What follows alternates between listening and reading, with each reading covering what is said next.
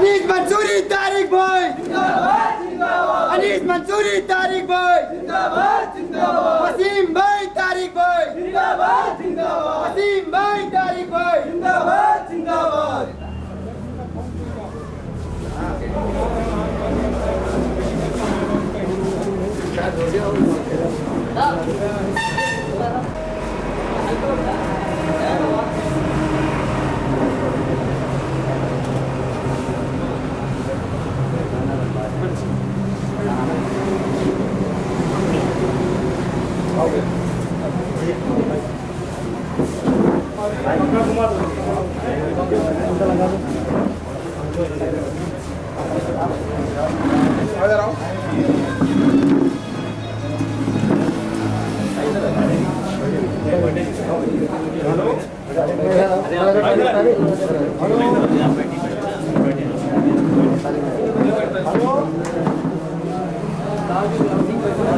आपको भैया आप उधर भाई देखो भाई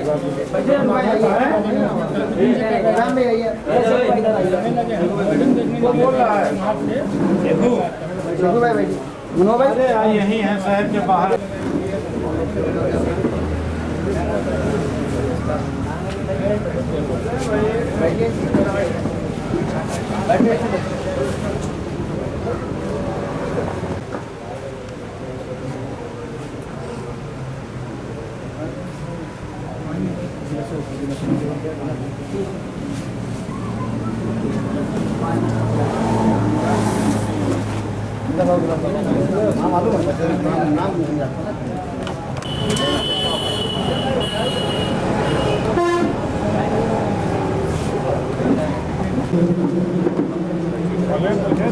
कोई आया नहीं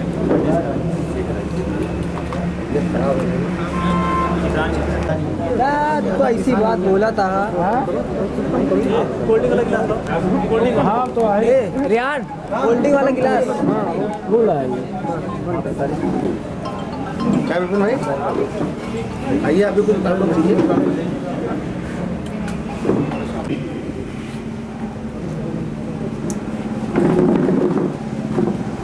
कला है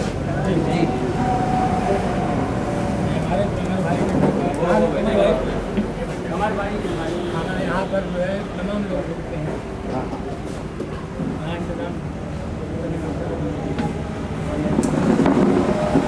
तो जाएंगे हो जाएंगे हो जाएंगे हो गई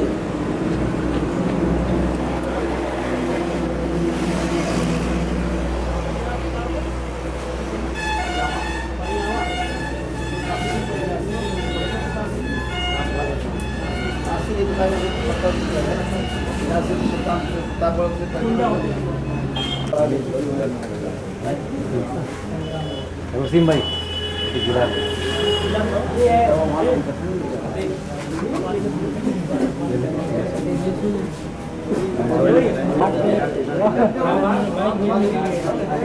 हमारे साथ जो 4 बाइक लड़के जो गाड़ी में आ गए खड़ी हो गई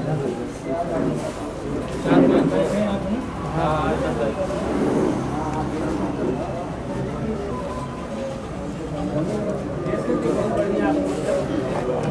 हमारे बचपन की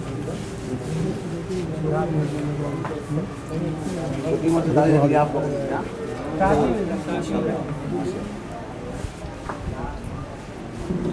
अल्लाह हम लोग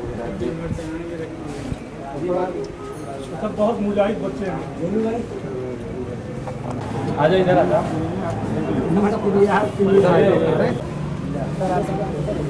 हाँ वाले तो हाँ प्रोग्राम बनाया रात करना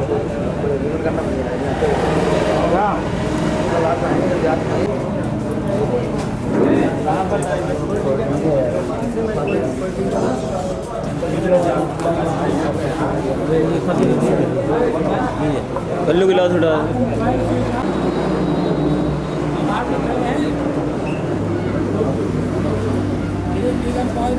तो क्या लेके वहाँ सीधे पहुँचे आप लोग आगे बता रहा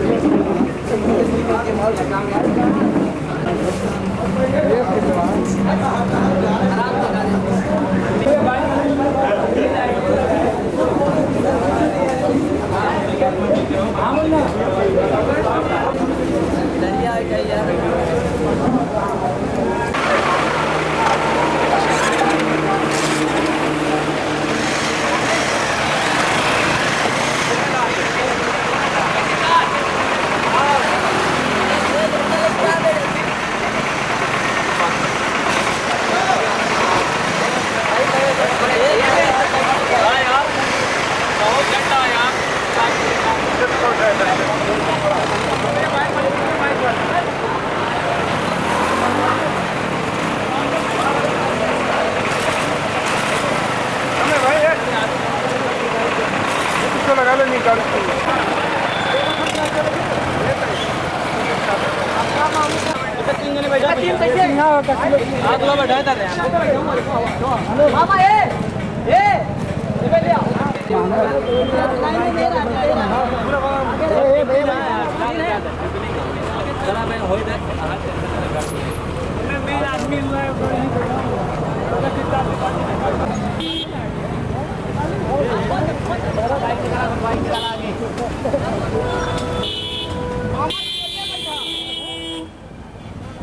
चल भैया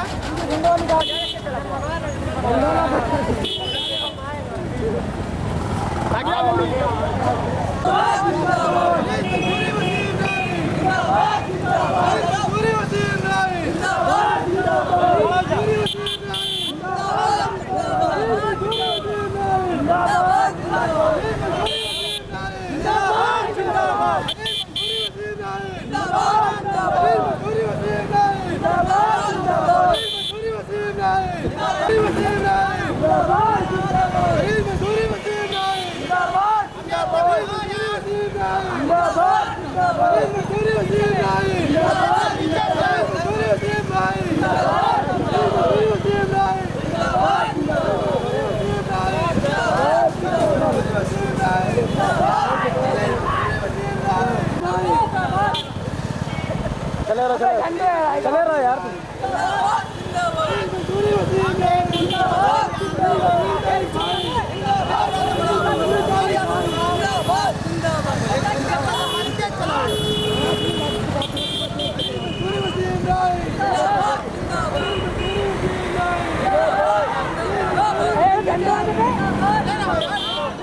चले रहा यार झंडे झंडे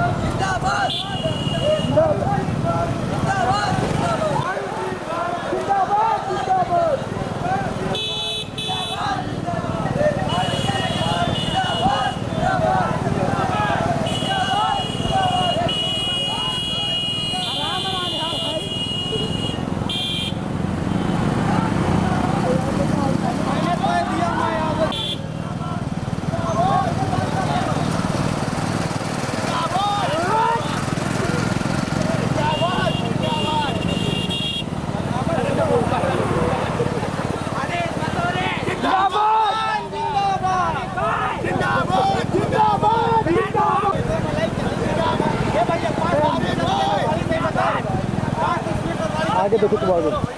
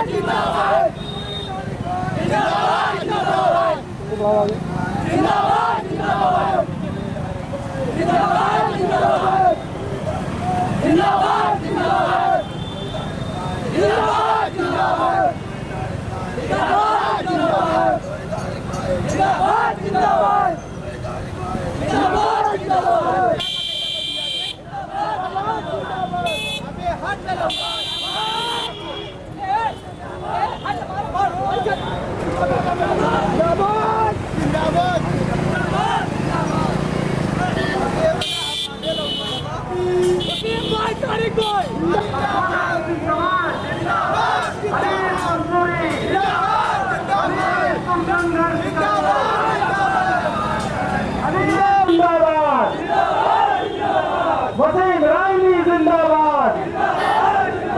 पसमाना मुस्लिम समाज करेगा वही देश पे राज करेगा। जो पसमाना की बात करेगा वही देश पे राज करेगा। जो पसमाना की बात करेगा वही देश पे राज करेगा। अनीस मंसूरी जिंदाबाद। वसीम रायनी जिंदाबाद। पसमाना मुस्लिम समाज जिंदाबाद। अनीस मंसूरी वसीम रायनी। अनीस मंसूरी वसीम रायनी। पसमाना मुस्लिम समाज। मैं मोहतरम अनीस मंसूरी साहब, राष्ट्रीय अध्यक्ष पसमाना मुस्लिम समाज, माननीय वसीम रायनी प्रदेश अध्यक्ष, जो लोग भी आए हैं उनका सुल्तानपुर की सरजमी पर आप तमाम लोगों की जानिब से तहे दिल से इस्तकबाल करता हूं और बहुत बहुत मुबारकबाद देता हूं। इस गर्म और उमस भरे मौसम में आज के इस प्रोग्राम में अपनी शिरकत की है। तमाम लोग मुबारकबाद के मुस्तहिक शेर मोहम्मद साहब से गुजारिश करता हूं कि वो मोहतरम, ताकि आज का ये स्टेज जिस शख्सियत के लिए सजाया गया है और आप लोग जिस शख्सियत के मुंतजर हैं वो हमारे बीच में आ चुके हैं, बराए करम तशरीफ लाएं और स्टेज की रौनक में इजाफा करें। बहुत बहुत मुबारकबाद। और मैं अपने साथियों से जो खड़े हैं वो बराए करम सारे लोग, ये सारे मैं खुद भी उस रहमतुल आलमीन की तारीफ की चाशनी में अपनी जबान को तर कर लूं और एक शेर की उस पर प्यार की शबनम सल्लल्लाहु अलैहि वसल्लम। मोहम्मद इस्लाम साहब आए और अपनी बात को जारी रखें।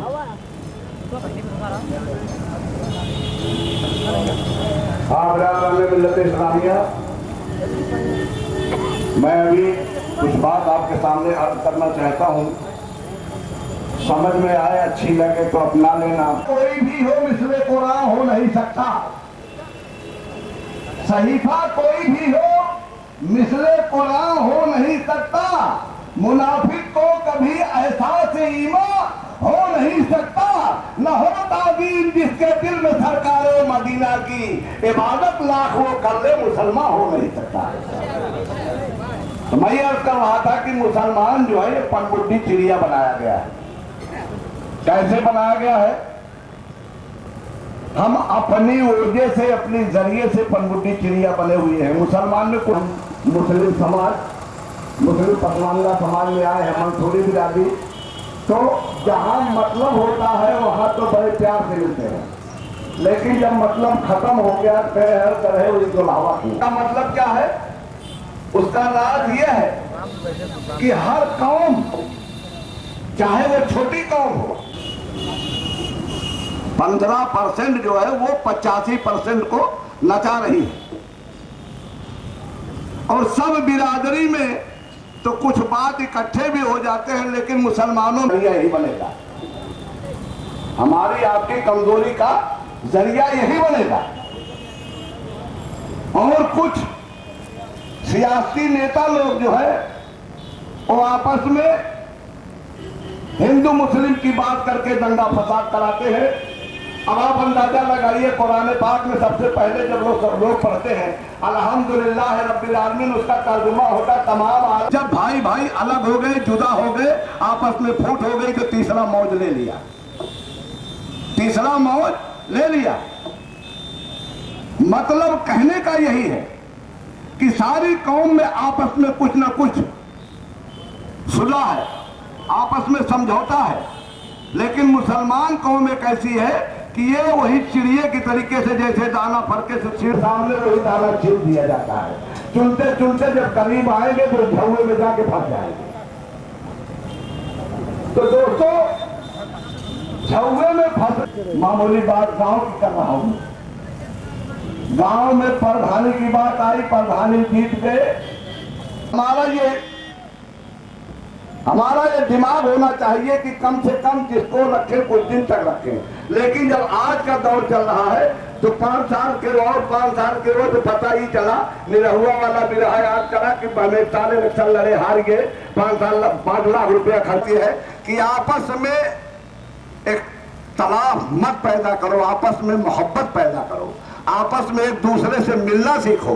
जहां भी कोई दंगा हो वहां आपस में सुलह समझौता कराओ। दंगे में अगर 4 हिंदू मारे गए, 4 मुसलमान मारे गए, पता चला 8 जाने गए, लेकिन 8 का खून अगर देखा जाए तो एक ही है, दूसरा नहीं, उसी में 2 पुलिसकर्मी बेचारे मारे गए।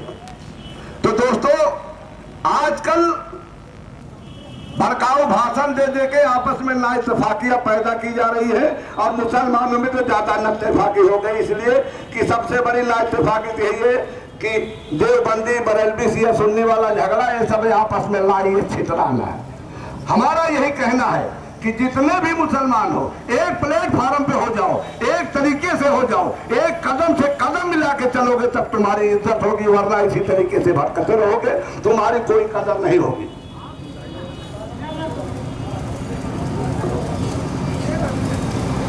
और आज जगह जगह हम लोग पिछड़े हुए, हमारी कोई गिनती नहीं कहीं होती। गिनती केवल मतलब के लिए होती, जब मतलब खत्म हो गया तो हमारी गिनती भी वहीं से खत्म हो गई। तो दोस्तों, मैं कोई नेता उता नहीं हूं, आपके बीच का रहने वाला आपका भाई हूं। जो मेरी समझ में बात हकीकत आई और आपके सामने मैंने कहा, मेरा सबसे यही कहना है, यही गुजारिश है, कम से कम जितने मुसलमान हो आपस में एक हो जाओ, एक प्लेटफार्म पे हो जाओ। अगर आपको अपनी गिनती कराना है तो एक प्लेटफार्म पे हो जाओ। सल्लल्लाहु अलैहि वसल्लम तमाम आलम के लिए रहमत बनकर के नादिल हुए, रहमत बनकर के नादिल हुए। उन्हीं से हमको दीन मिला, कुरान मिला, उन्हीं से हमको सब कुछ मिला। हम उन्हीं के जरिए अपने आप को पहचाने, क्योंकि किसी शायर ने लिखा है कि परचमे हक जमाने में देखो, परचमे हक जमाने में देखो, कमली वाले ने लहरा दिया है, समय ईमा का नूरी उजाला दोनों आलम में चमका दिया है।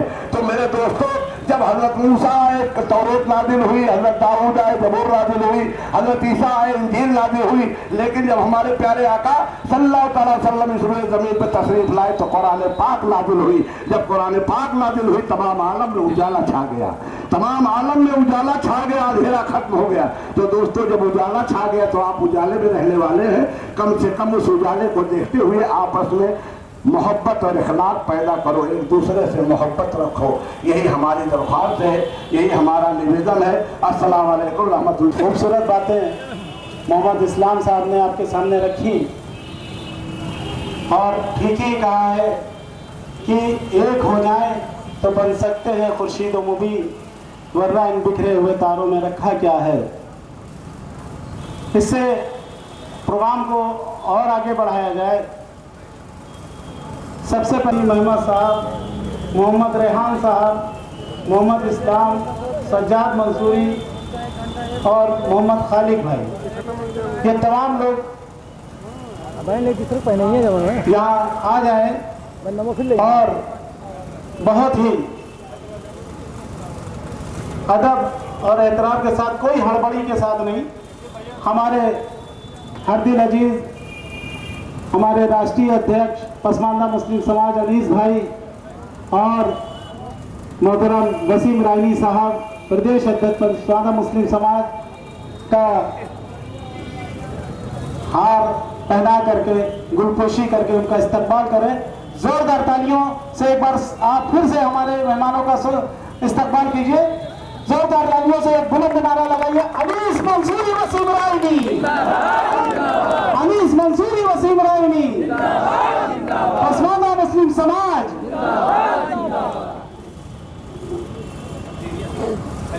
अध्यक्ष जी अनीस भाई,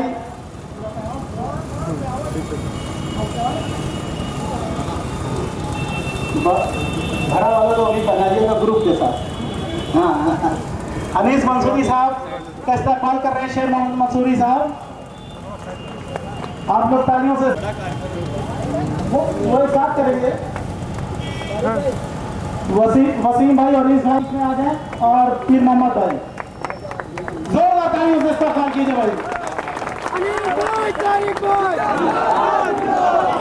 तारिक भाई, वसीम रायनी, तारिक रायनी, वसीम रायनी, तारिक रायनी, अनीस मंसूरी, तारिक भाई, अनीस भाई संघर्ष करो, हम तुम्हारे साथ, मंसूरी जिंदाबाद।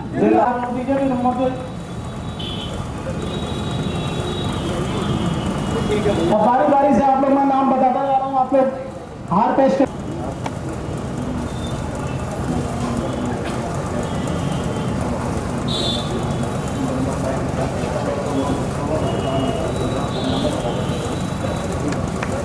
प्रतापगढ़ से आए मेरे मोहतरम जमील मंसूरी साहब, भाई मुझसे गलती हुई है, मुझे बताया नहीं गया, मैं और माजरत चाहता हूँ कि मैं आपको पहचान भी नहीं सका।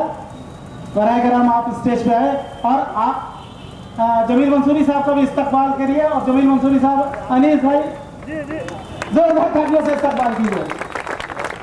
वसीम रायनी साहब का, हाँ बैठिए, आप स्टेज पे ही रहिए। मुमताज हुसैन मंसूरी साहब, नौशाद भाई फैजाबाद से आए हैं, वो भी हमारे सदर और प्रदेश सदर दोनों का जिला अध्यक्ष हैं फैजाबाद के।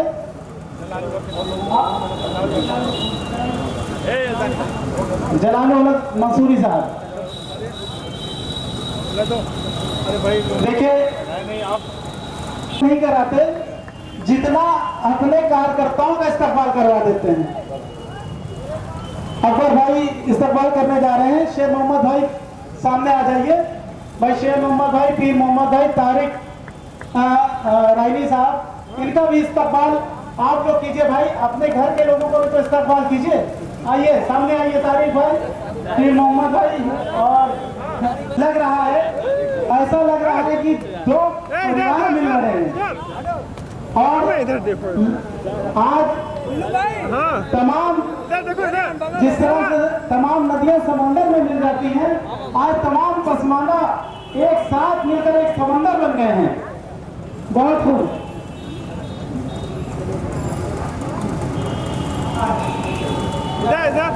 तो तालियों में कंजूसी ना कीजिए। पसमानदा तो जबरदस्त नारे लगाता है, तालियों में भी कंजूसी नहीं करता। मोहतरम वसीम मंसूरी और हमारे आपके दिलों की धड़कन अनीस मंसूरी से बहुत जल्द आपके रूबरू होंगे।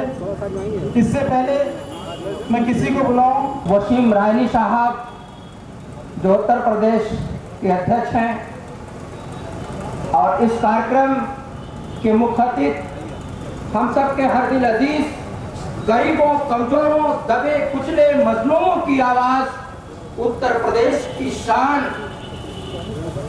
हिंदुस्तान के सभी प्रांतों में पहुंचकर दबे कुचलों, कमजोरों की आवाज बनने वाली वो ताकत आली जनाब अनीस मंसूरी साहब जो पसमानदा समाज के राष्ट्रीय अध्यक्ष हैं, अक़लियत के नेता हैं, उत्तर प्रदेश समाजवादी पार्टी के देश के सचिव हैं और सुल्तानपुर जिले के पसमानदा समाज के अध्यक्ष जनाब शेर अली मंसूरी साहब संचालन कर रहे हैं।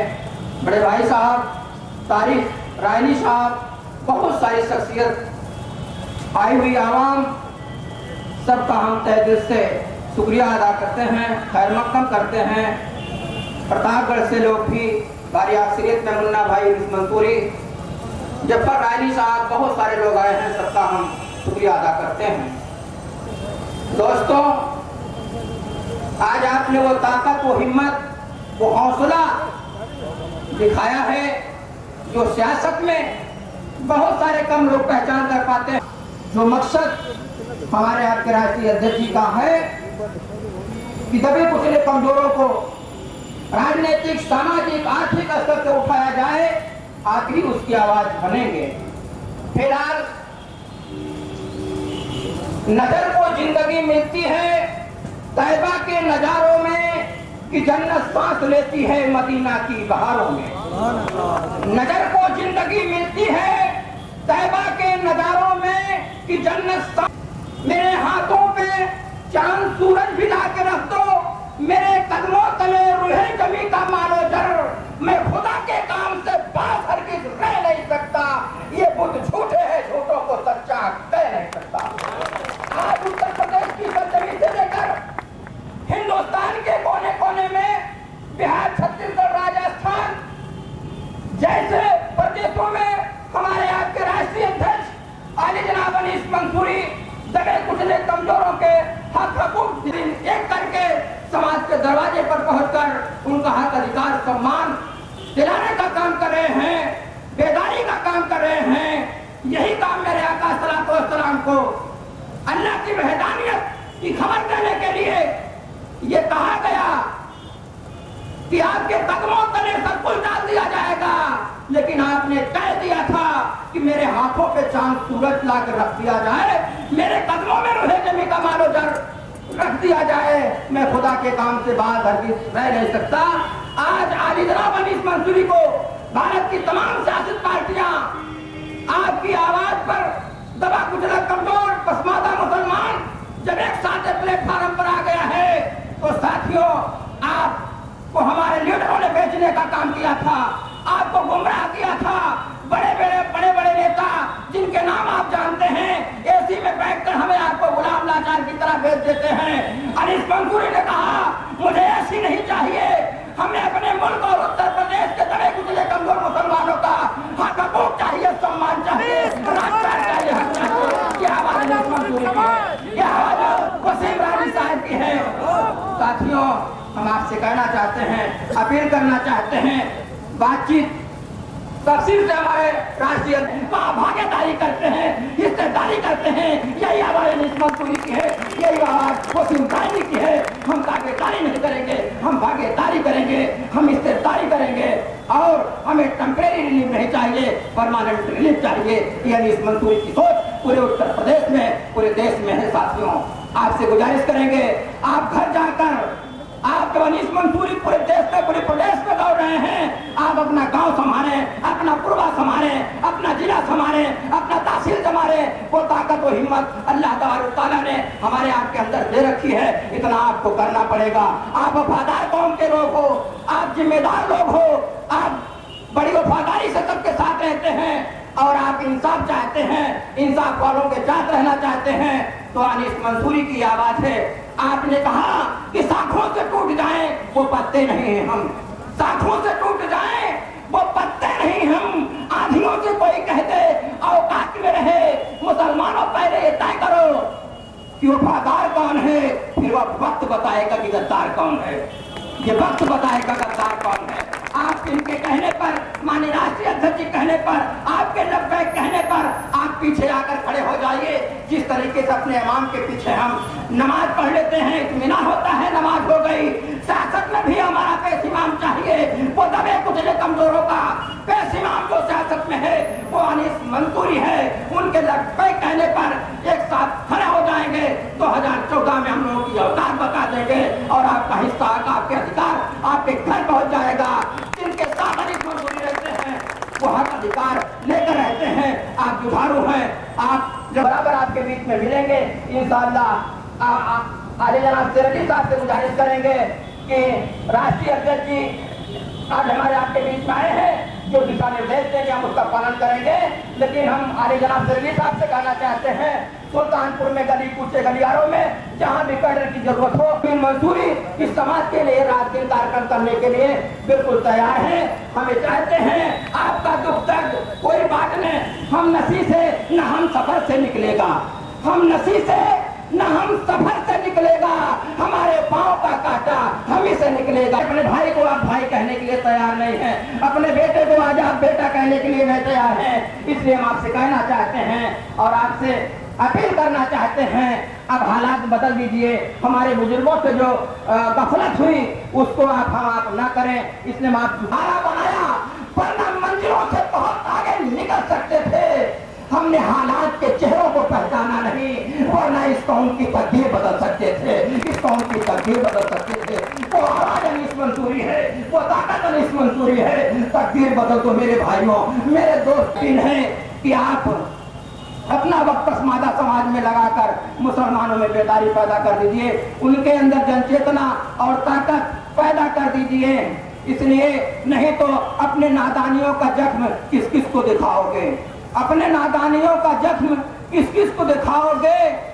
ऐसे ही सबके सामने आप अपना दुखड़ा रोते रहोगे, अपनी आवाज अपना सर झुकाते रहोगे तो कामयाबी कभी नहीं मिल पाएगी। अपने भाई के साथ पूरी ताकत आज मेरठ से लेकर जालौन से लेकर पश्चिमी उत्तर प्रदेश, पूर्वी उत्तर प्रदेश, उत्तरांचल, सारे जगह आज तो आप कम तादाद में हैं, फिर ताकतवर आप लोग हैं। अनीस मंसूरी का जहां प्रोग्राम हो और काफिला जिस रास्ते से गुजरे वो 2-4 जिले तक खबर पहुंच जाती है कि आज फला जिले में अनीस मंसूरी का पसमादा मुसलमानों की आवाज अनीस मंसूरी का जा रहा है।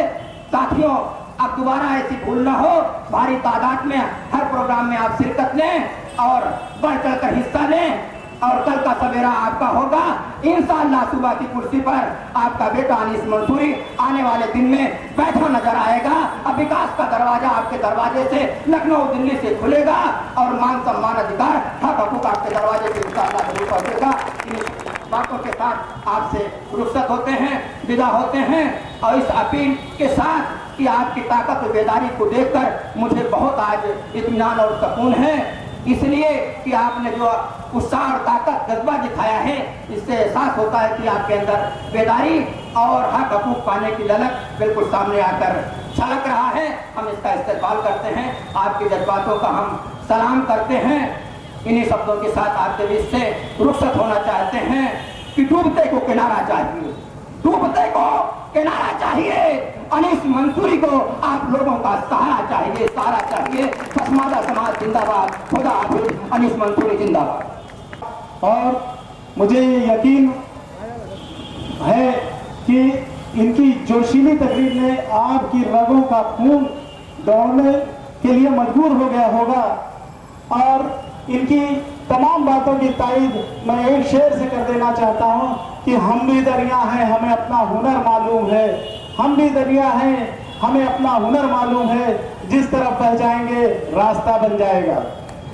अब मैं एक ऐसे शख्स का इस्तकबाल करना चाहता हूं, बल्कि मैं उनकी शान में यूं कहूं कि अल्लाह उनकी जिंदगी को 2 गुनी कर दे और मैं उनको तो 80 साल का बूढ़ा नहीं कहूँगा, मैं कहूँगा 80 साल के वो नौजवान हैं और बड़े जोश के साथ हर प्रोग्राम में शिरकत करते हैं दूर दराज। मेरी मुराद, थोड़ा खड़े हो जाइएगा, शेर मोहम्मद साहब प्रतापगढ़ से। इस उम्र में ये जिस जोश के साथ आते हैं हम लोगों को अपनी जवानी में शर्म आ जाती है कि उस जोश के साथ हम शिरकत नहीं कर पाते।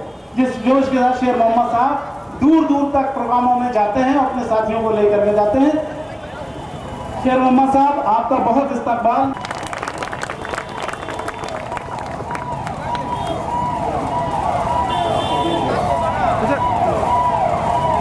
अब मैं नौशाद की वो मंच पे आए और मुख्तसर लम्हों में अपनी बात कहें। जनाब नौशाद मंसूरी साहब, जोरदार तालियों से इस्तकबाल करिए।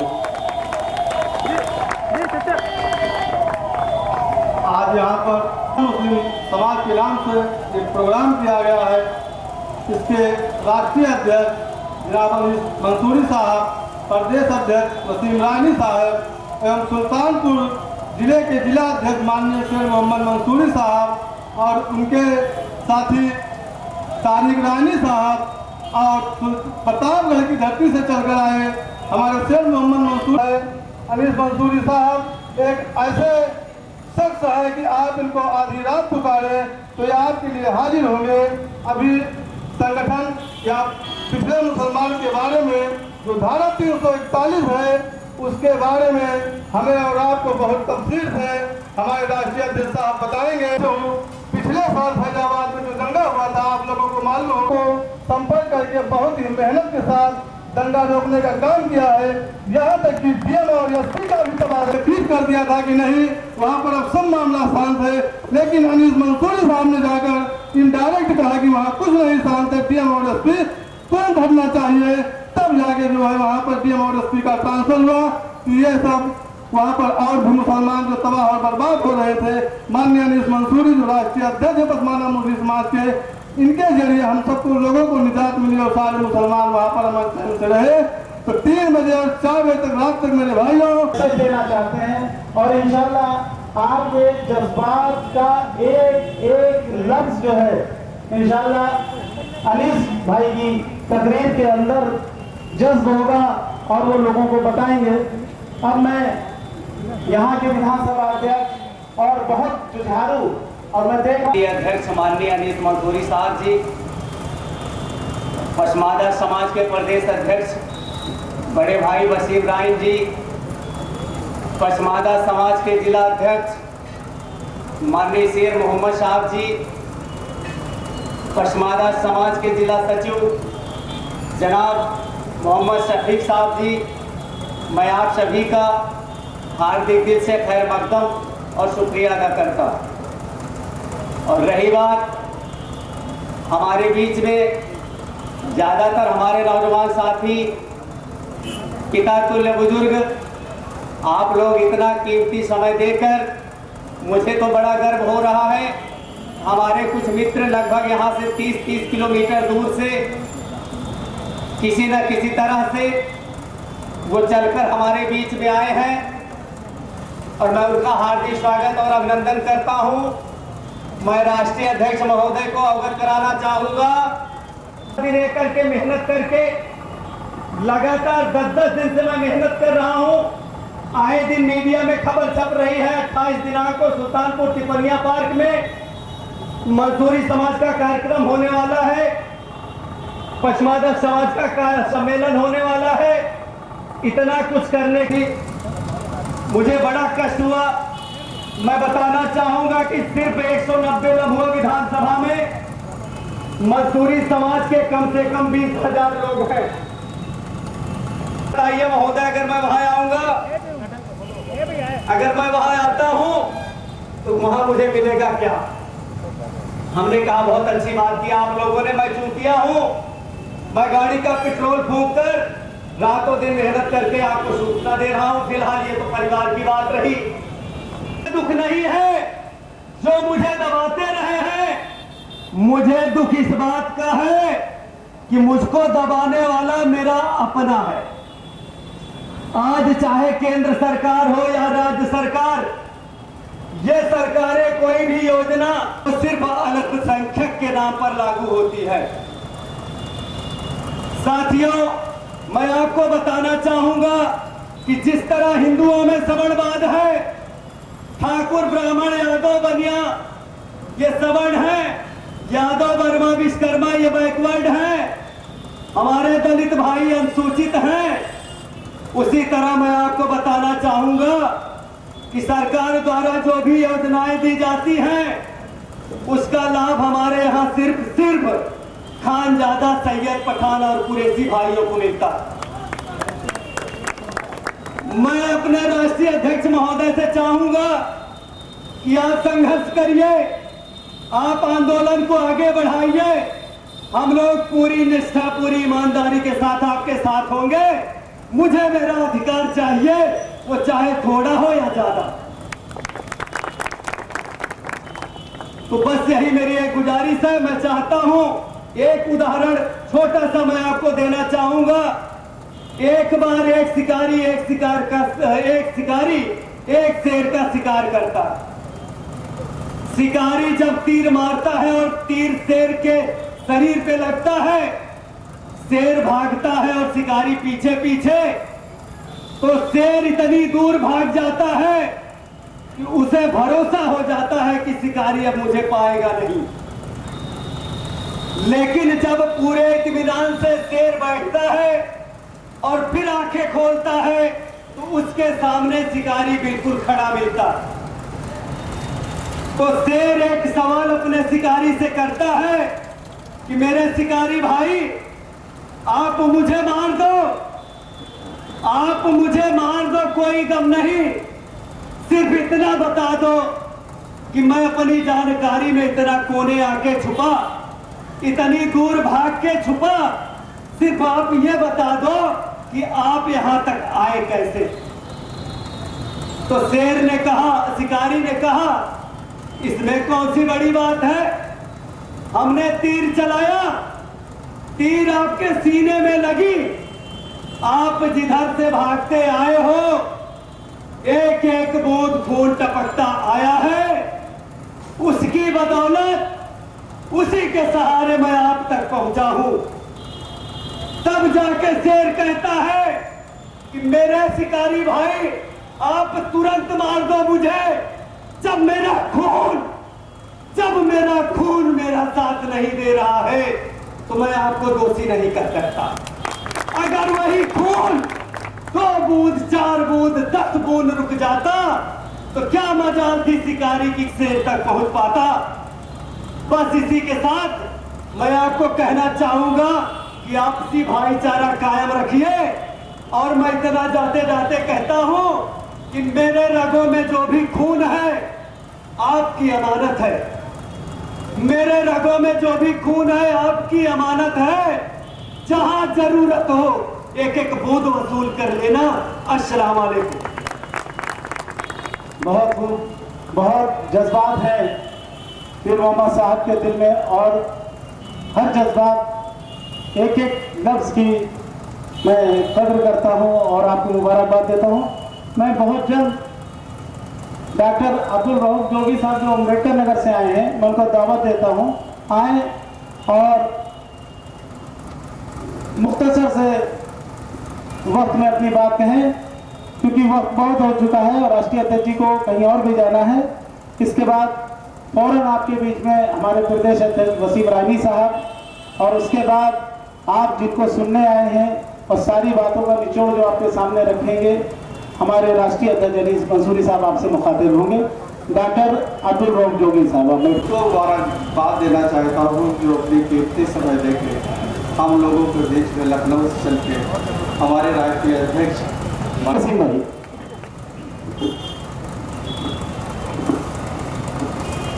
अस्सलाम वालेकुम।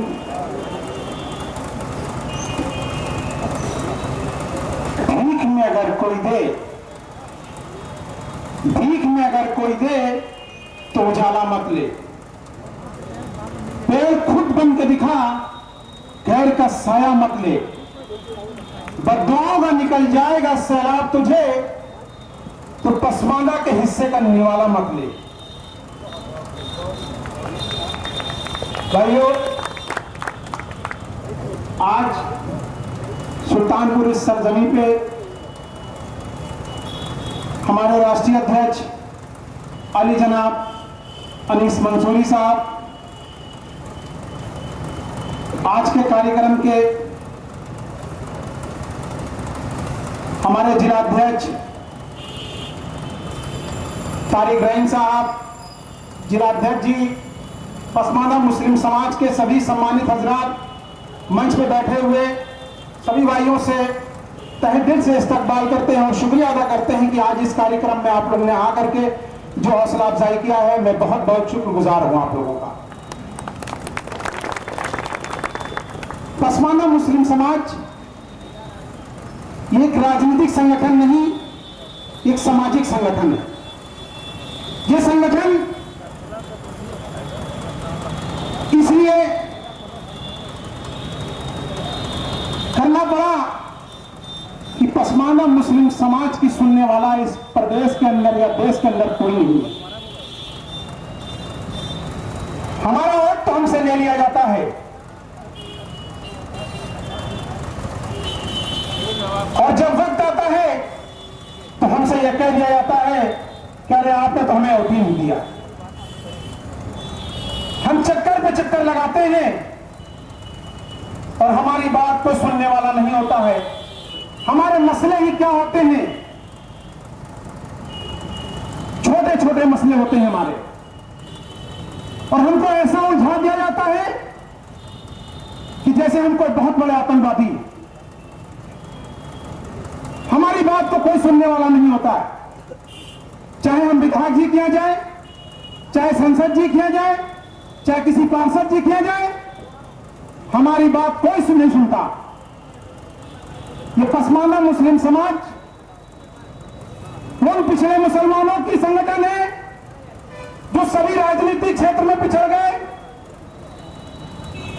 उनकी आवाज हमारे अनीस मंसूरी ने पूरे देश के अंदर उनकी आवाज सुन करके इस संगठन को तैयार किया। इसलिए ये पसमानदा मुस्लिम समाज की हर लड़ाई में अनीस मंसूरी आपका साथ देगा। तो आपका भी हक बनता है कि इस लड़ाई में मेन वजह तो यह है, इस लड़ाई की सबसे मेन वजह है धारा 341। धारा 341 जिस दिन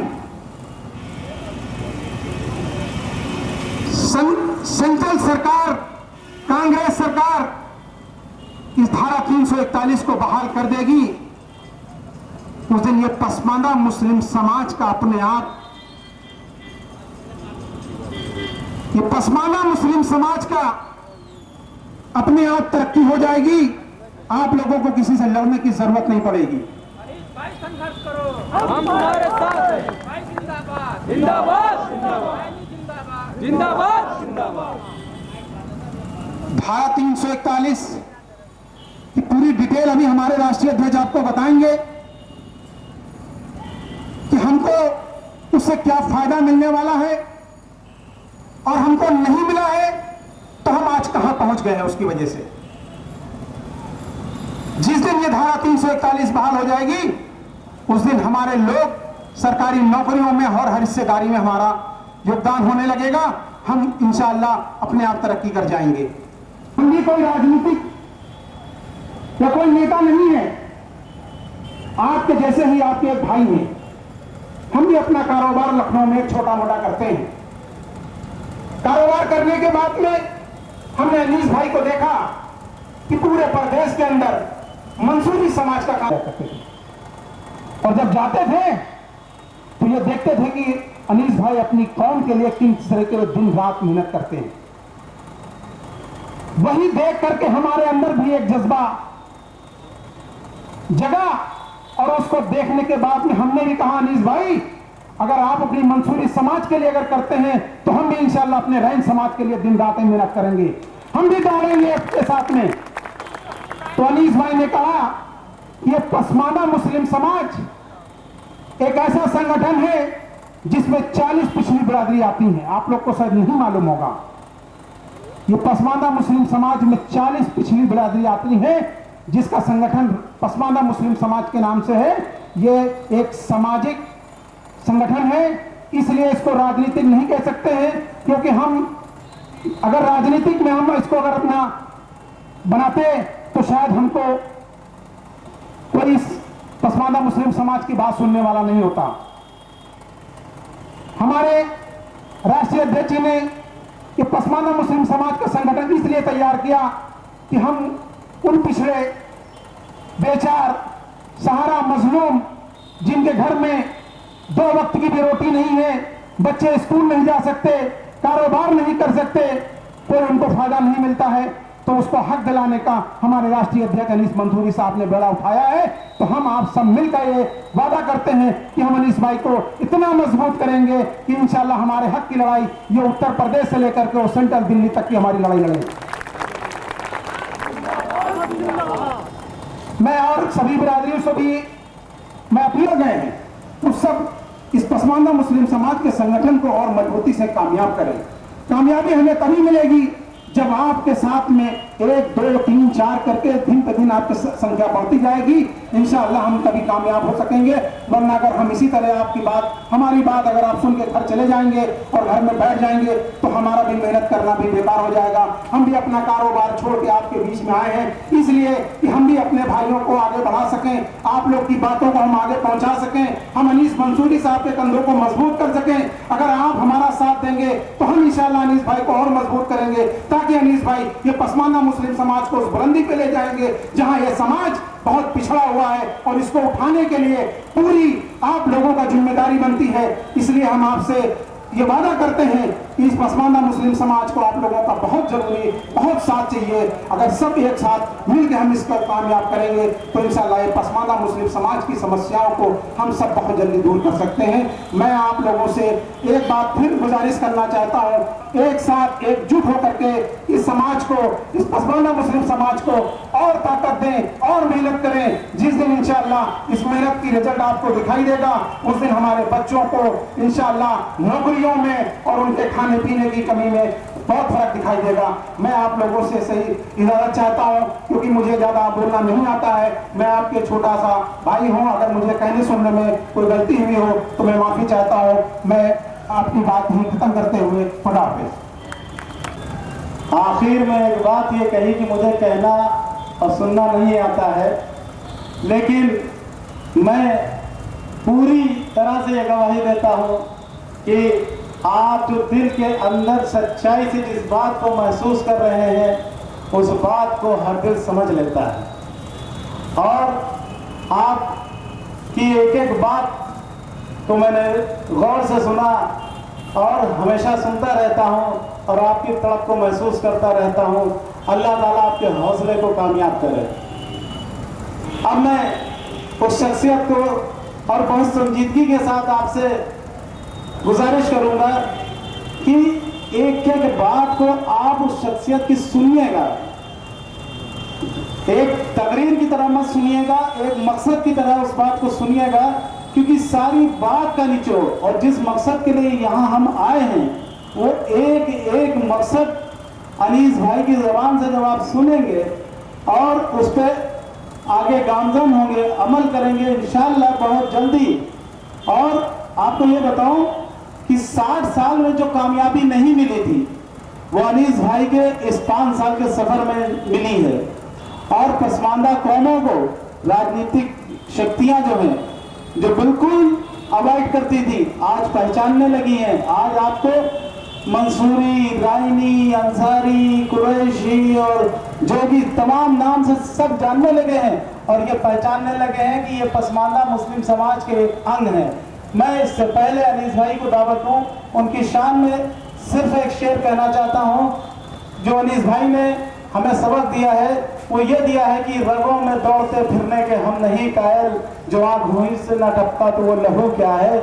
बहुत एहतराम के साथ मैं अनीस भाई को दावत देता हूं और आपसे अपील करता हूं कि जोरदार नारे और तालियों से अनीस भाई का इस्तकबाल करें। अनीस मंसूरी, अनीस मंसूरी, पसमानदा मुस्लिम समाज, पसमानदा मुस्लिम समाज, अनीस तुम संघर्ष करो।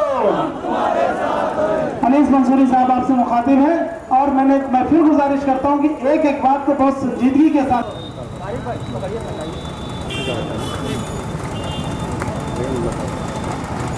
अनीस मंसूरी जिंदाबाद, जिंदाबाद, जिंदाबाद, मुस्लिम समाज जिंदाबाद, जिंदाबाद, जिंदाबाद, संघर्ष करो, हम तुम्हारे साथ हैं। अनीस मंसूरी, वसीम रायनी जिंदाबाद, जिंदाबाद। अब आपसे अनीस भाई मुखातिब हैं।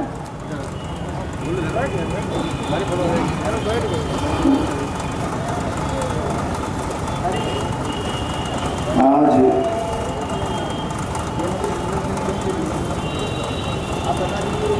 सुल्तानपुर के ऐतिहासिक सरजमी पर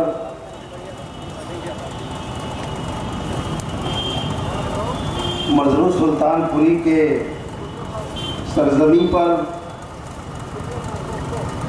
मशहूर शायर गुजरे हैं, यहाँ सभी लोग जानते हैं, जो सुल्तानपुर का नाम रोशन पूरे दुनिया में किया। इसी धरती ने एक और सपूत पैदा किया जिनको हम ताबिश के नाम से जानते हैं। तो सुल्तानपुर कोई मामूली सरजमी नहीं है, बहुत तारीखी सरजमी है। और इस सरजमी पर पसमानदा मुस्लिम समाज का एक ज़िला सम्मेलन मुनक्किद किया गया है और इस प्रोग्राम के अध्यक्षता कर रहे भाई पसमानदा मुस्लिम समाज के प्रदेश के अध्यक्ष मुफ्ती पेशर मुकर्रिर अली जनाब वसीम राही साहब, जो पूरे प्रदेश में हमारे साथ कदम से कदम मिला के चलते हैं। ठीक है। आज इस कार्यक्रम के कन्वीनर संयोजक अली जनाब शेर मोहम्मद साहब, जिनके क़यादत में हम लोगों को आज यहाँ पर मुत्तहिद होकर के अपनी बात कहने का मौका मिला है। बहुत ही जुझारू साथी हैं, हमारे पुराने हैं, हमेशा कौम के लिए अपना सब कुछ न्यौछावर किया है। खास तौर से जो पिछले समाज के लोग थे उनके हक और अधिकार की बात हमेशा मजबूती से उठाई है। आज इस प्रोग्राम को कामयाब बनाने के लिए एक और सुल्तानपुर के नौजवान साथी, राही समाज से ताल्लुक़ रखने वाले, हम सब के बड़े प्यारे साथी हैं, नौजवान हैं, इनके अंदर जोश और वलवला बहुत है। मुझे इनसे बहुत उम्मीद है कि सुल्तानपुर के ज़िले को पूरी तरह से अपने आगोश में समेट करके संगठन को मजबूती देने का काम करेंगे। एक बार खड़े हो जाए भाई जावेद मोहम्मद तारिक राही साहब, नौजवान चेहरा है, उनके लिए जोरदार ताली। हमारे बीच में एक बुजुर्ग साथी भी है जो कभी किसी नौजवान ने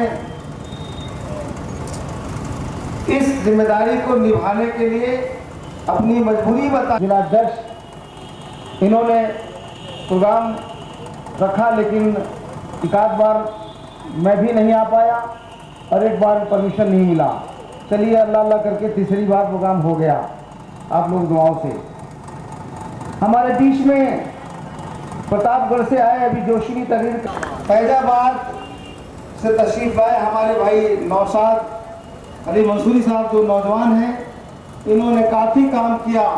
अभी जो दंगा फसादात हुए वहाँ पर काफ़ी सक्रिय होकर के गांव-गांव की खबर रखा और मुझे वहाँ के हालात से वाकिफ कराया। मुझसे जो हो सका, जितनी मदद हो सकी मैंने किया। हमारे बीच में जनाब जुनैद रैनी साहब भी तशरीफ रखते हैं, जो आज इस कार्यक्रम में बड़े मुस्तैदी साथ लगे हुए हैं।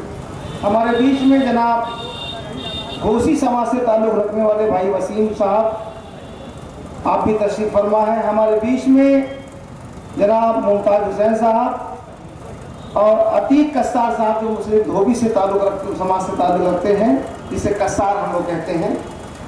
हमारे बीच में रेहान इदरीसी साहब हैं, अकबर हुसैन साहब, अल्ताफ हुसैन साहब, जनाब असगर अली साहब, जनाब प्रतापगढ़ से तशरीफ लाए, पेशे से वकील, बड़े खामोशी के साथ जनता में बैठे हुए हैं। इरफान अली रोकेट साहब बहुत बड़ा प्रोग्राम करते हैं प्रतापगढ़ में। जब प्रोग्राम करते हैं तो पूरे प्रतापगढ़ के आसपास जिन्हें पता चल जाता है कि इरफान साहब ने प्रोग्राम किया है। बड़े जुझारू हमारे साथी हैं भाई शाकिर अली साहब, जो रिटायर होकर समाज की खिदमत कर रहे हैं। उनके बगल में बैठे मैं तमाम साथी आए प्रतापगढ़ से, उनका खैर मकदम। जनाब गुलाम यज़दानी साहब, जो लखनऊ से तशरीफ लाए हैं। सुल्तानपुर के प्रोग्राम को कामयाब बनाने के लिए लखनऊ से सुल्तानपुर तक जोर लगाने वाले हमारे साथी अजीज़ अहमद दरोगा जी, जो समाज के लिए बहुत समर्पित रहते हैं हमेशा। दायश पर बैठे सभी आप, तो मैं इन्हीं लोगों के साथ में दायश पर बैठे सभी मोअज़्ज़िज़ हज़रात, सामने बैठे हमारे बुजुर्ग नौजवान साथियों, मीडिया के इलेक्ट्रॉनिक और प्रिंट मीडिया के सभी हमारे नौजवान साथी,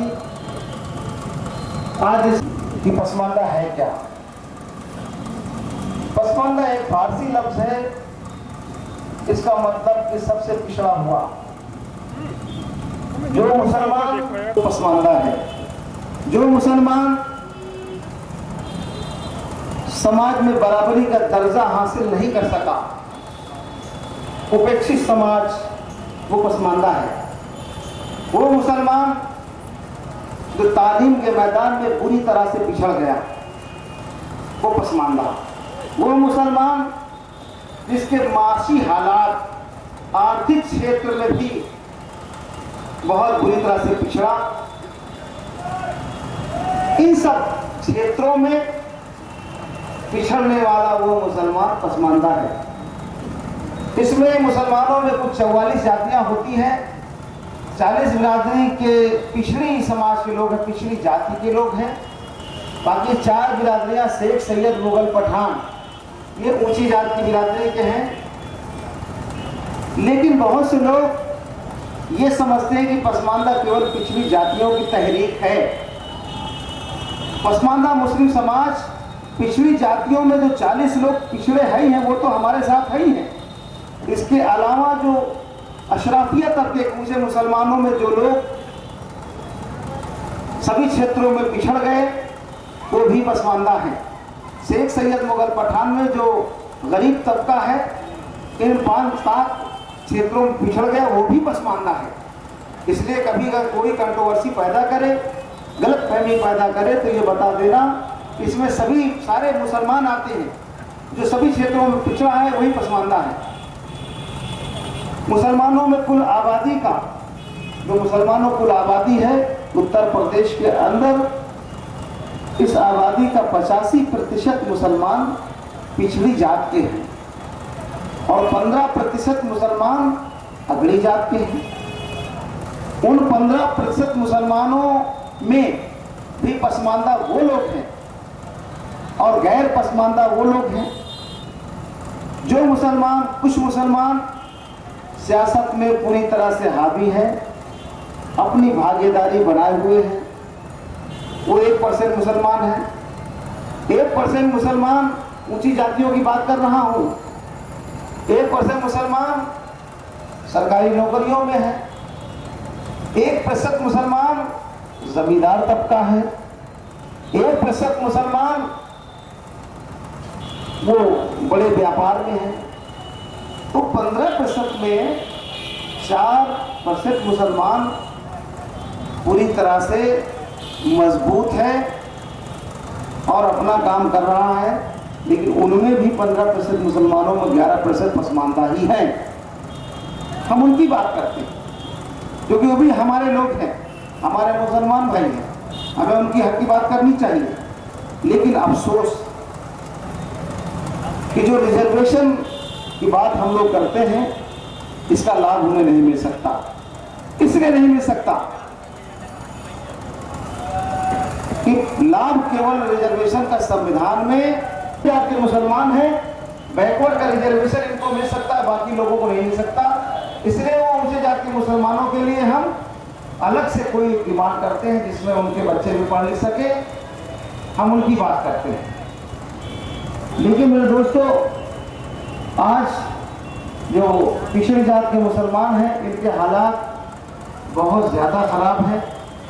चाहे वो अंसारी समाज के लोग हों, चाहे वो मंसूरी समाज है, इदरीसी समाज के लोग हों, चाहे नट समाज के लोग हों, चाहे जोगी समाज के लोग हों, चाहे वो नाई समाज के लोग हों, तमाम ऐसी 40 बिरादरियाँ हैं जो पूरी तरह से इस देश की मुख्य धारा से अलग हो गई।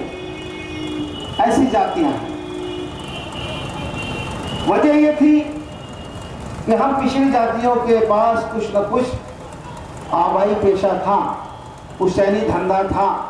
जैसे अंसारी समाज के पास बुनकरी का काम था, मंसूरी समाज के पास धागा बनाने का, रजाई गद्दा बनाने का काम था। लेकिन अंसारियों के काम टेक्सटाइल मिल में बदल गए। सरकार ने इस देश में टेक्सटाइल मिल लगा दिया और पूंजीपति मारवाड़ियों को बहुत ज्यादा फायदा पहुंचा दिया। और हमारे अंसारी समाज के बुनकर भाई ये बेरोजगार होकर बड़े शहरों में पलायन कर गए और वहाँ पर मजदूरी करने के लिए बाध्य हो गए अपना पेट पालने के लिए। इसी तरह मंसूरी समाज में देखा होगा धनुष बाण लेकर के रजाई भरने वाले लोग गली कूचे में जाते थे।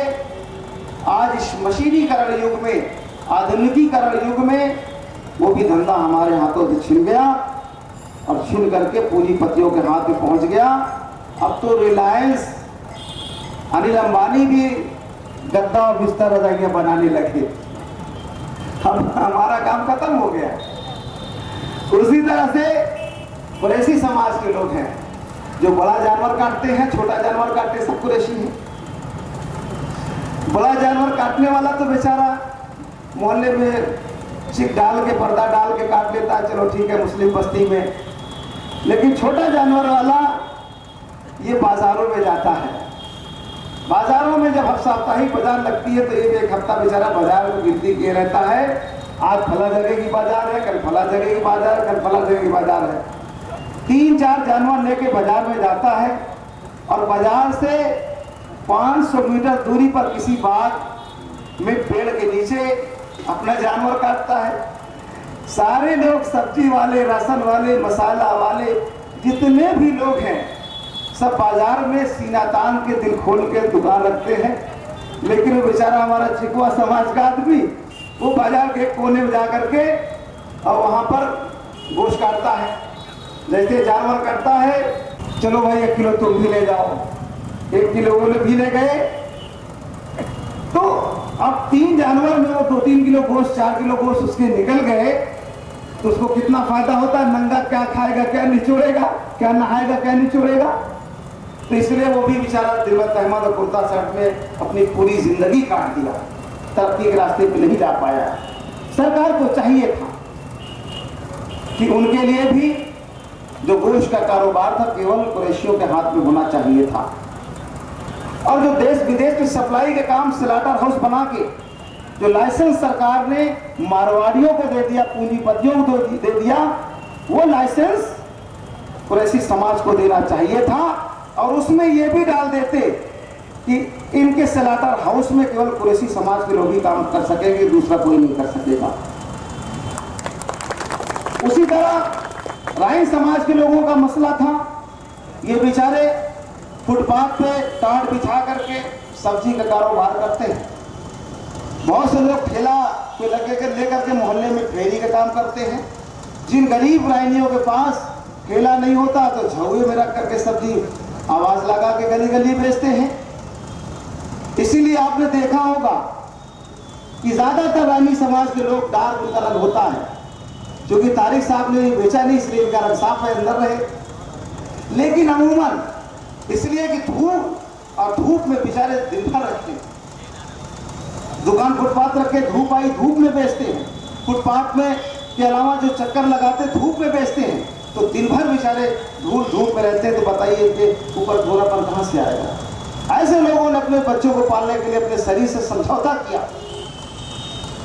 तमाम यातनाएं झेली, मुसीबत, और गली गली आवाज लगा गला फाड़ करके किसी तरह अपना सब्जी बेच के बच्चों को पाला। उसी तरह दर्जी समाज के लोग हैं। लेकिन चाहिए था सरकार को कि जो फल का कारोबार है, सब्जी का कारोबार है, मंडियों में केवल रानी समाज का हिस्सा होना चाहिए था, दूसरे लोगों का अधिकार नहीं होना चाहिए था। वहां भी पूंजीपति पहुंच गए, इसलिए इदरीसी रानी समाज भी बेकार हो गया। इदरीसी समाज का मामला था कि हम सबके कपड़े सिलते थे, उनका भी रोजगार चलता था। लेकिन अब तो कॉटन की शर्ट आ गई, पीटर इंग्लैंड की शर्ट आ गई, जीन्स पैंट विदेश से आने लगे, तमाम फैक्ट्रियां कपड़ा बनाने लगी। अब दर्जी बिरादरी, जो इदरीसी बिरादरी का भी काम खत्म हो गया।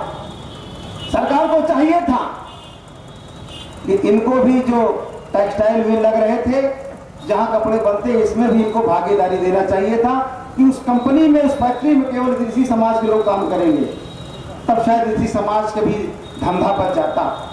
इसी तरह मैं कितने लोगों गिनाऊं मेरे दोस्तों, 40 लोग तो ऐसे ही है, बहुत वक्त लगेगा। अब आप समझ लीजिए कि सब पुश्तैनी धंधा था सबका, और सबका काम चलता था। हमारे समाज में कुछ फकीर बिरादरी के लोग भी हैं जो शाह अलवी लिखते हैं। इनका विचारों का चलो मज़ारों से काम था, कब्रें खोदते थे, कब्रिस्तान से रिश्ता था, कब्रें खोदते थे और बाकी वक्त में मज़ारों की सफाई करना, बुजुर्गों के खिदमत में लगे रहते थे। तो ये लोग तो दिन भर मज़ारों की सफाई करना, उसकी चौहद्दी को की देख रेख करना, फूल माला की तैयारी कराना, सारा काम तो करते थे और उसमें फातिहा भी पढ़ते थे। उनको क्या मिला? दिन भर वो काम किए, लेकिन हमारे लोग जब पहुंचे तो कहीं कहाँ, कहीं कि मुतवल्ली साहब हुजरा में बैठे हैं, सैयद साहब हुजरा में बैठे हैं, चलो वहाँ ताबीज बनवा दो। अब वहाँ बैठे, वहाँ चुमवा रहे हैं, ताबीज बना रहे हैं, लेकिन हमारा फकीर समाज का आदमी और जो दफाली समाज का आदमी जिसे हाशमी कहते हैं, एक तो वहाँ ढोल मजीरा बजा रहा है कब्रिस्तान पे, एक सफाई कर रहा है, दिन भर में 100 रुपए नहीं मिलते। और वहाँ पर अंदर हुजरा सैयद साहब बैठे, वो ताबीज बना रहे, हाथ चुमवा रहे हैं, चोगा पहने, और कहते 1100 वाली ताबीज बनाए कि 501 वाली कि 2100 वाली। तो वो तो गोरे जीतते हैं और बढ़िया मस्ती कर रहे हैं, को खाने को आ रहा है, खा रहे हैं, ताबीज बना रहे हैं। और दिन भर जो कब्रिस्तान की वसूली आई 50-50 रुपए उनको दिया दफाली समाज को, जाओ अपना बच्चा पालो, बाकी रखा जेब में और खूब कीमा का ले जीव रही है, पूरा बढ़िया उनके खानदान में सब मस्त है। तीसरा, मैं कितनी बातें बताऊं कि हम सब कहाँ कहाँ पिछड़े, हमारे साथ कहाँ कहाँ भेदभाव हुआ, बहुत सी बातें। आज हमारे जो नुकसान हुए इसके जिम्मेदार कोई और नहीं, सिर्फ हमारे मुस्लिम समाज के वही बड़े नेता हैं जो राजनीति में बैठ करके हमेशा अपने लिए और अपने खानदान परिवारवाद को बढ़ावा देने का काम। शासन सत्ता सरकार में, केंद्र सरकार में बैठे वो बड़े बड़े अशराफिया तबके के मुस्लिम लीडर, अगर वह लोग पिछड़े मुसलमानों के मसाइल को मजबूती से सरकार में रखे होते और उठाए होते तो आज हमारे इतने बदतर हालात ना होते। लेकिन उन मुसलमानों ने हमारी बात को इसलिए नहीं उठाया कि शायद उनकी जहनसाजी रही होगी कि दुनिया, जुला, बेना, गुल्ला, कसाई, ऐसे लोग अगर इनकी बात उठा देंगे, इनको हक मिल जाएगा, तो हमारे लिए जगह डंडा कौन होएगा, दरिया कौन बिछाएगा, गुलामी कौन करेगा। इसलिए उन लोगों ने भी हमको गुलामी की तंजीरों में जकड़ करके रखा और उनकी वजह से हमको कहीं पर भी कोई फायदा नहीं हो पाया और न समाज के उत्थान की कोई योजनाएं चल पाई। और हमारे लोग हमेशा प्रधान से प्रधानमंत्री तक बनाने के लिए अपने कीमती वोटों का इस्तेमाल करते रहे। उसके बदले में जो सरकारों ने, सत्ता ने जो भी दिया उन ऊंचे जात के बड़े मुस्लिम लीडरों को दिया, बाकी बैकवर्ड में लीडरशिप थी ही नहीं। हमारे सरों को गिना कर वो सियासी फायदा उठाने वाले लोग अब 65 साल तक हमारा शोषण करते रहे। लेकिन अब पिछड़े समाज के अंदर 85% मुसलमानों के अंदर राजनीतिक चेतना आ गई है, हमारे अंदर राजनीतिक सोच पैदा हो गई है। इसलिए हम लोग अब उनके बहकाने रहने वाले नहीं हैं। हमने 65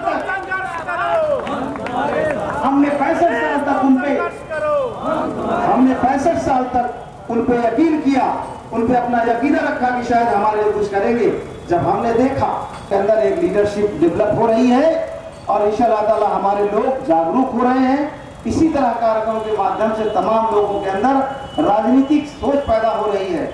मेरे साथियों, मेरे दोस्तों, मैं बता दूं, जिस समाज के अंदर राजनीतिक सोच नहीं हो सकती, जिस बिरादरी के अंदर सियासी बेदारी नहीं आ सकता, वो समाज कभी तरक्की नहीं कर सकता। मिसाल के तौर पर दलित समाज के अंदर उन्होंने अपना एक नेता चुना, एक रहनुमा माना, एक अपना पेशवा माना, एक अपना कायद माना और दलित समाज उसके पीछे उठ खड़ा हुआ और उन लोगों ने आंदोलन करके मुत्तहिद हो गए, इकट्ठा हो गए और इकट्ठा हो करके उनके लोगों ने, डॉक्टर अम्बेडकर, भीमराव अम्बेडकर ने, काशीराम ने जिस तरह से दलितों के अंदर सियासी बेदारी पैदा की, उनको सियासी बनाने का काम किया और उसका नतीजा ये हुआ कि वो दलित समाज के लोग भी हुक्मरान बन बैठे इस प्रदेश के। मुसलमान इकट्ठा नहीं हो पाए। हमारे 1000 बाबा, दादा, काका, बाप हैं। हमको चुनने में बड़ी प्रॉब्लम होती है कि कौन हमारा हितैषी है। हम रोज तहरीक बनाते हैं, रोज तंजीमें बनाते हैं, रोज संगठन बनाते हैं, पेपरबाजी करते हैं, इसलिए हम लोग इकट्ठा नहीं हो पाए। इसलिए हमने अपना एक कायद नहीं माना, एक नेता नहीं माना, एक के पीछे चलने का नहीं काम किया। इसीलिए हम लोग बिल्कुल संतरे की तरह बिखर गए। और जब मैंने बात की तो मायावती जी से शिकायत भी करता था कि मंसूरी साहब मुसलमानों को बांटने का काम कर रहे हैं। हम पे आरोप लगाते हैं कि मुसलमानों को बांटने का काम कर रहे हैं, जब पिछड़े मुसलमानों की बात करना, इसमें बांटने वाली कौन सी बात आ गई? अरे बांटा तो हमने नहीं, बांटा तो जमाते उलमा हिंद ने, जो मुसलमानों की सबसे बड़ी तहरीक है, उसने बांटा। उसने मुसलमानों को 3 भागों में बांटा। अरे मुसलमानों ने दिया, जब हमको 3 खानों में आपने बांट दिया, इस्लाम को आपने बांटा, मुसलमानों को आपने 3 खाने में बांट दिया और आरोप हमको लगाते हो। अरे हम तो इस्लाम के मानने वाले लोग हैं, इस्लाम के खिलाफ कुछ कहना तो छोड़िए, इस्लाम के बारे में गलत सोचना ही गुनाह हो जाता है। हमने किसी मुसलमान से यह नहीं कहा कि तुम 5 की जगह 7 वक्त की नमाज पढ़ना। हमने किसी मुसलमान को इस्लाम के मुतालिक उसके खिलाफ कोई बात नहीं की, क्योंकि ये मेरी हिमाकत में नहीं है। मैं भी मुसलमान हूं, कलमा गो हूं। हमने केवल पिछड़ों के अधिकार की बात की है, तो वो लाए वहां पर हमको खींच करके इस्लाम को बांटने के काम कर रहे हैं। ना कोई बंदा रहा, ना कोई बंदा नमाज। भाई ठीक है, कहते सब मुसलमान एक मुसल्ले पे नमाज पढ़ लेता है, आगे पीछे खड़ा हो जाता है, कोई छोटा बड़ा मस्जिद में नहीं होता। सारे मुसलमान शादी ब्याह में एक थाली में खाना खा लेते हैं, एक गिलास में पानी पी लेते हैं। हम कोई भेदभाव इनके साथ नहीं करते, ये हमारे रोटी में तो शामिल हो जाते हैं। लेकिन जब बेटी की बारी आती है तो कहते रहे भाई अब कसाई के यहाँ शादी नहीं करेंगे, हम कुजला के यहाँ शादी नहीं करेंगे, हम मंसूरी दुनिया के यहाँ शादी नहीं करेंगे, हम जुल्हा के यहाँ शादी नहीं करेंगे। जब तुम मुसलमान हो, हमारे रोटी में तो शामिल हो जाते हो, लेकिन बेटी सैयद के यहाँ अगर कुरैशी की लड़की आ जाए तो खानदान में कौन हो जाएगा? तो ऐसी बात जो इस्लाम में कहीं इसकी कोई गुंजाइश नहीं है, ऐसी बात सोचने वाले वो मुसलमान अपने गिरेबान में झांके और बहुत हम लोग गुमराह किया। और हम लोग गुमराह, अब गुमराहियत के रास्ते पर हम लोग जाने वाले नहीं, हम लोग अब होशियार हो गए हैं। हाँ, जब हमारे पिछले मुसलमान में कोई लड़का हमारा IAS हो जाता है, कोई लड़का कलेक्टर हो जाता है, कोई लड़का SP हो जाता है, SSP हो जाता है, DIG हो जाता है, कोई बच्चा बढ़िया डॉक्टर हो जाता है, कोई बड़ा वकील हो जाता है, तो वो बड़े लोग अपने बेटी की शादी हमारे उस पढ़े लिखे बच्चे के साथ तो कर देते हैं कि लड़का DM हो जाए, क्या फर्क पड़ता, दुनिया ही सही, जुलाहा सही, कसाई सही, लेकिन DM तो है। और जब DM हो गया तो कोठी में रहेगी लड़की, मौज करेगी, तब उनकी जेलसाजी खत्म हो जाती है, क्योंकि उनका फायदा हो रहा है। लेकिन जब हमारी बेटी ले जाने की बात आती है, अपनी बेटी को सुखी रखने के लिए हमारे पिछले समाज में शादी तो कर देते हैं, और हमारे लोग भी गोरा चिट्टा देख करके गिर जाते हैं, फिर वो भूल जाते हैं कि हम किस जमात से आए हैं, किस समाज से आए हैं। लेकिन शादी तो हो जाती है, लेकिन जब हमारे घर से बेटी ले जाने की बात आती है तो उनकी छाती फट जाती है। अरे हम उनकी बेटी लाएंगे, अपने खानदान में हम एक कोल लाएंगे, हमारे खानदान मिक्सचर हो जाएगा, तो हमारी बेटी नहीं लाते। अपने घर में अपने बेटा तो ले जाते हैं हमारा, लेकिन हमारे घर से बेटी नहीं ले जाते। तो बहुत सी ऐसी बातें हैं जो हमारे साथ ये साजिश कई वर्षों से होती चली आ रही है। इसको आप लोगों को समझना पड़ेगा कि कितनी साजिशें हमारे खिलाफ हुई। आज भी हमको समाज में बराबरी का दर्जा नहीं मिला। हिंदू समाज ने हमेशा हमारा एहतराम किया, हमेशा उन्होंने सम्मान से बोला, लेकिन हमारे मुस्लिम समाज के लोगों ने हमेशा जब भी कोई बात हुआ, ये जुलौटी है, ये कसाई मोहल्ला, ये बेनन टोला, ऐसे ऐसे नाम हमारे मोहल्लों के रखे। और जब हमारे यहाँ बच्चा पैदा हुआ तो हमारे बुजुर्ग साथी, चलो भैया इमाम साहब से पूछ लेते, नाम तो सैयद साहब ने कहा, कब पैदा हुआ? कहीं जुमेरात, कहीं जुमेराती रख दो। कहीं कब पैदा हुआ? कहीं मंगल, कहीं मंगल रख दो। कहीं कब पैदा हुआ? कहीं बुध को बुध ही रख दो। तो इसी तरह जैसे दिन पे नए दिन में कब पैदा हुआ, रमजान में रमजानी रख दो, तब हुआ 12 वफाती रख दो। चांद से और दिनों से हमारे लोगों को नाम ऐसे रखे, और उन्होंने अपने बच्चों के नाम क्या रखे? आसिफ, परवेज, अशरफ, बढ़िया बढ़िया नाम रखे और हमको मगरो जुमेराती बुरही में समझा दिया। कितनी साजिश की कि अगर इनके नाम हमारे बच्चों की तरह हो जाएंगे तो ये भी हमारे खानदान में आ जाएंगे। तो ऐसी सी साजिशें की मेरे दोस्तों, बहुत सी बातें करनी है लेकिन वक्त की तंगी है। मैं चाहता हूं कि मैं अपनी बात 10 मिनट में खत्म कर दूं ताकि गर्मी बहुत है। इसके अलावा मेरे दोस्तों, आज एक बात बहुत मुख्तसर में करूंगा क्योंकि जो एक मुद्दा है इसमें 1 घंटा पूरा लगता है बताने में, लेकिन मैं इसको शॉर्ट में बता देता हूं 10 मिनट में ताकि वक्त बच जाएगा और कुछ चीजें समझ में भी आ जाएंगी। फिर इंशाअल्लाह ताला कभी वक्त मिलेगा तो उस पर यकीन पूरे डिटेल में आपको बताएंगे। एक कानून में, संविधान में धारा 341 है। जैसे तमाम सजा के लिए कानून में धाराएं हैं, वैसे एक धारा उसमें संविधान की किताब में धारा 341 पैरा 3 है। उसमें हम लोगों को रिजर्वेशन का लाभ मिलता था, हमको आरक्षण का लाभ मिलता था, हम लोग उसमें रिजर्वेशन का फायदा उठाते थे। लेकिन 1936-1950 तक हमको रिजर्वेशन का लाभ मिलता था। लेकिन जैसे देश आजाद हुआ, पंडित जवाहरलाल नेहरू कांग्रेसियों ने एक बड़े चाल के साथ हमारे हक पे डाका डाल दिया और इसलिए डाका डाला कि देश की आजादी में मुसलमानों ने बढ़ चढ़ कर हिस्सा लिया था। 14,000 उलमा कराम ने कुर्बानियां दी थी। आज उनका नामो निशान नहीं है। आज उन लोगों का नाम है जो आजादी के लाले मरे नहीं, वो सीधे जाके जेलों में बैठ गए। एक आजादी के लाले में ढेला भी फेंक दिए तो वो स्वतंत्रता संग्राम सेनानी होकर जेलों में बैठ गए, वहां महफूज रहे। आज उनके नाम से मूर्तियां भी लगाई जा रही है, उनके नाम से चौराहे भी बनाए जा रहे हैं, पार्क भी बनाए जा रहे हैं, लेकिन मुसलमान के नाम से कहीं कुछ नहीं। अशफाकुल्लाह खां के नाम से भी कुछ रख देते। मीर अब्दुल हमीद जो हमारे दिल्ली समाज से ताल्लुक रखते थे, गाजीपुर के थे, उनके नाम से भी कुछ हो जाता, लेकिन ऐसा नहीं किया। ये बहुत चाल हुई, कांग्रेसियों ने बड़ी चालबाजी की और आज कांग्रेसी चाल की वजह से, उनकी गलत नीतियों की वजह से मुसलमान पीछे हो गया। 1936 से 1950 तक हम लोगों को भी, पिछड़े मुसलमानों को भी हिंदू दलितों को बराबर रिजर्वेशन का लाभ मिलता था।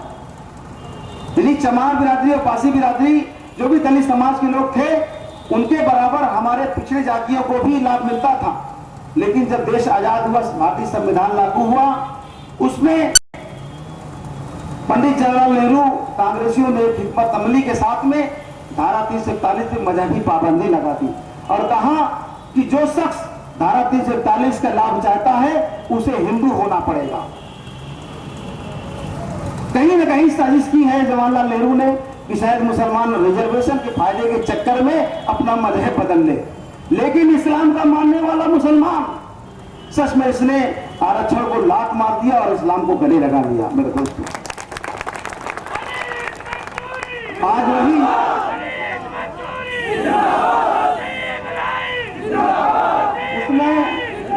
उसमें धारा 341 में 4 लोगों को पाबंद किया था, मुसलमान को, सिख को, ईसाई को और बौद्ध को। लेकिन 1960 में सिख नेताओं ने सरकार पर दबाव बनाया। देखिए बात समझिएगा, 1960 में चंद सिख नेताओं ने कांग्रेस पे दबाव बनाया, घुस करके, और अपने सिख समाज को बहाल करा दिया। उनको भी मिलने लगा 1960 में। पार्टी में एक ही मुसलमान नेता है और एक ही मुसलमान है, मायावती की निगाह में। नसीमुद्दीन सिद्दीकी हाई स्कूल पास नहीं है ठीक से, वो भगोड़ा है फोर्स का, और आज वो बहुजन समाज पार्टी में मुख्यमंत्री के बाद दूसरा दर्जा पाता है। और मुख्यमंत्री कहती है कि एक मुसलमान के बेटे को मैंने मुख्यमंत्री उप मुख्यमंत्री के रूप में दर्जा दिया और 18 कैबिनेट विभाग बना दिया। लेकिन दोस्तों, वो चेहरा बहुजन समाज पार्टी का हो सकता है। मायावती ने बहुजन समाज पार्टी का मुस्लिम चेहरा तो बना लिया होगा, तो हक में काम करता पिछले 5 साल में तो मुस्लिम चेहरा बन सकता था। पिछले बार मायावती की सरकार पूरी तरह 5 साल चली और 5 माननीय मुलायम सिंह यादव जी की सरकार चली, उनकी सरकार 3.5 साल की रही और उनमें मुसलमानों को 18 मुसलमान रखा माननीय मुलायम सिंह यादव जी ने पिछली सरकार में। उसी तरह उन्होंने सभी नौकरियों में पुलिस में 12% भागीदारी थी। तो सब ओवरऑल मिला करके समाजवादी पार्टी के 3.5 साल के सरकार के कार्यकाल में मुसलमान सरकारी नौकरियों में 12% चला गया, यानी 100 में 12 हो गया। उसके बाद मायावती की सरकार आती है और मुसलमानों ने उनकी सरकार बनाई, और बनाने के बाद पूरे 5 साल में मुसलमानों की भागीदारी केवल 2% रही। आप बताइए कौन अच्छा, जिसने हमारे 12 लोगों को रोजगार दीजिए, 12 वाला अच्छा कि 2 अच्छा भागीदारी दिया। इसीलिए जब 2% बहुजन समाज पार्टी ने भागीदारी दिया और वहीं पर नसीमुद्दीन सिद्दीकी तमाशबीन बना खड़ा देखता रहा और हमारे हक की लड़ाई नहीं लड़ सका, हमारी बात को नहीं कर सका। कोई मुसलमानों का काम नहीं हुआ, सारे मुसलमानों पे मायावती ने गुंडा एक्ट लगा दिया। किसी दलित समाज के यहाँ बकरी बांधने का झगड़ा हो गया तो लो हरिजन एक्ट लग गया। कोई बता दे समाजवादी पार्टी की सरकार 2 साल होने जा रहा है, किसी मुसलमान पे अगर दलित एक्ट और गुंडा एक्ट लगा हो तो बता दे। बिल्कुल नहीं लगा, बंद है 2 साल से। क्या ये लोग दोषी थे? क्या उसी सरकार में जुर्म करने वाले लोग थे? फर्जी मुकदमे फंसा करके जेल में ठूसने का काम किया। लेकिन वही माननीय मुलायम सिंह यादव जी ने कहा कि किसी मुसलमान पर फर्जी मुकदमे नहीं लगेंगे, और अगर कोई मुकदमा दर्ज कराता है तो पहले इसकी जांच होनी चाहिए। आज मेरे दोस्तों, समाजवादी पार्टी में हम लोग, कुछ मिला ना हो ना मिला हो, लेकिन हमें अब सम्मान तो मिला, हमारे हम महफूज तो है। आज जब हमें महफूज रहने की गारंटी समाजवादी पार्टी सरकार देती है तो सांप्रदायिक ताकतें भी सक्रिय हो जाती हैं, उनके भी मुंह उठने लगते हैं कि मुलायम सिंह यादव के चलते उत्तर प्रदेश के अंदर मुसलमान खुशहाल हो रहा है और मुसलमानों की भागीदारी मुलायम सिंह बढ़ाते जा रहे हैं। मुलायम सिंह उनकी मांगों को मानते जा रहे हैं, उनकी सुविधाएं जो उनको सुनते जा रहे हैं, सुविधाएं देते जा रहे हैं। जब देखा कि समाजवादी पार्टी सरकार मुसलमानों के सारे मसाइल को हल करते जा रही है तो बहुजन समाज पार्टी, कांग्रेस पार्टी और भाजपा जैसे पार्टियां जो सोच रखती है सांप्रदायिक, ऐसी ताकतें इकट्ठा होकर के माननीय मुलायम सिंह यादव के खिलाफ एक साजिश किया कि एक ही तरीका है कि उत्तर प्रदेश के अंदर दंगा फसादात करा दो और मुसलमान मर कर जाए, तब मुसलमानों की सोच ये हो जाए कि समाजवादी पार्टी की सरकार में मुसलमान मारा गया, ताकि मुसलमान समाजवादी पार्टी से हटके अलग आकर के हमारे पास आ जाए। लेकिन ये लोग प्रचार प्रसार भी कर रहे हैं कि समाजवादी पार्टी की सरकार में मुसलमानों ने भागीदारी निभाई, इन्हीं के साथ अन्याय हो रहा है। अरे अन्याय सरकार नहीं कर रही है, अन्याय तो तुम कर रहे हो, दंगा फसादात पूरे प्रदेश में तुम करा रहे हो। यही बगल में फैजाबाद में आप लोग जानते हैं कि किस तरह दंगा हुआ, उसमें किस तरह नंगा नाच हुआ, आपसे छुपा नहीं है। लेकिन सरकार ने अपनी काबिलियत से, माननीय अखिलेश यादव ने बड़े सूझबूझ के साथ में, चाहे वो प्रतापगढ़ का दंगा रहा हो, चाहे वो यहाँ इलाहाबाद का रहा हो, चाहे कानपुर का रहा हो, चाहे गाजियाबाद का रहा हो, जो भी दंगे हुए छोटे मोटे, छोटे इसलिए रह गए कि सरकार ने उस पर काबू पा लिया, बड़ा नहीं होने दिया।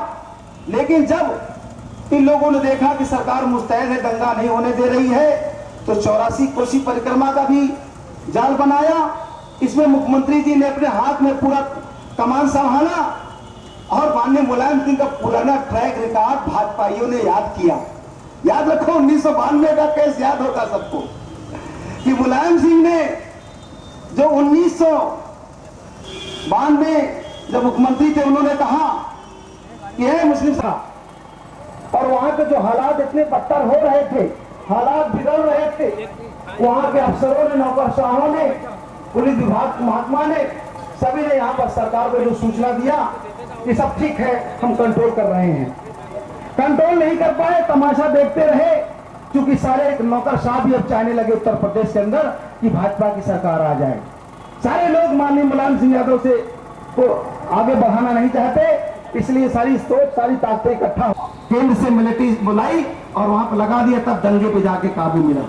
तो मेरे दोस्तों, सरकार की कोई गलती नहीं है, नौकरशाहों ने देरी किया सूचना देने में, वो लोग भी दंगा में शामिल हो गए, धोखा हुआ, माननीय मुख्यमंत्री जी को वहां धोखा हो गया अपने लोगों से।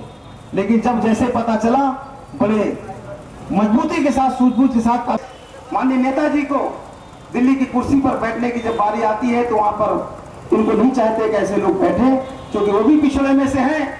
अगर पिछड़ा वहां बैठ गया तो पिछड़ों का हला भला हो जाएगा, हमारी दुकानें सब बंद हो जाएंगी। इसलिए मेरे दोस्तों, तमाम दंगे फसादात किए, लेकिन हमारे लोगों ने कहा कि तुम दंगा फसाद करा करके हमको समाजवादी पार्टी से अलग नहीं कर सकते, क्योंकि हमारे लोगों ने देख लिया कि सिर्फ हमको अलग कराने के लिए मारकाट हो रहा है और हम लोग अलग नहीं हो सकते। मेरे दोस्तों, अपील है कि आज उत्तर प्रदेश के अंदर जो सरकार उत्तर प्रदेश में अखिलेश यादव की चल रही है, इसमें सभी समाज के लोग पूरी तरह से संतुष्ट हैं, लेकिन कुछ नेता अपनी पार्टी को आगे बढ़ाने के लिए तमाम साजिशें लगभग पूरे कर दिए हैं और चुनावी घोषणा पत्र से शुरुआत मुस्लिम समाज से शुरू किया था।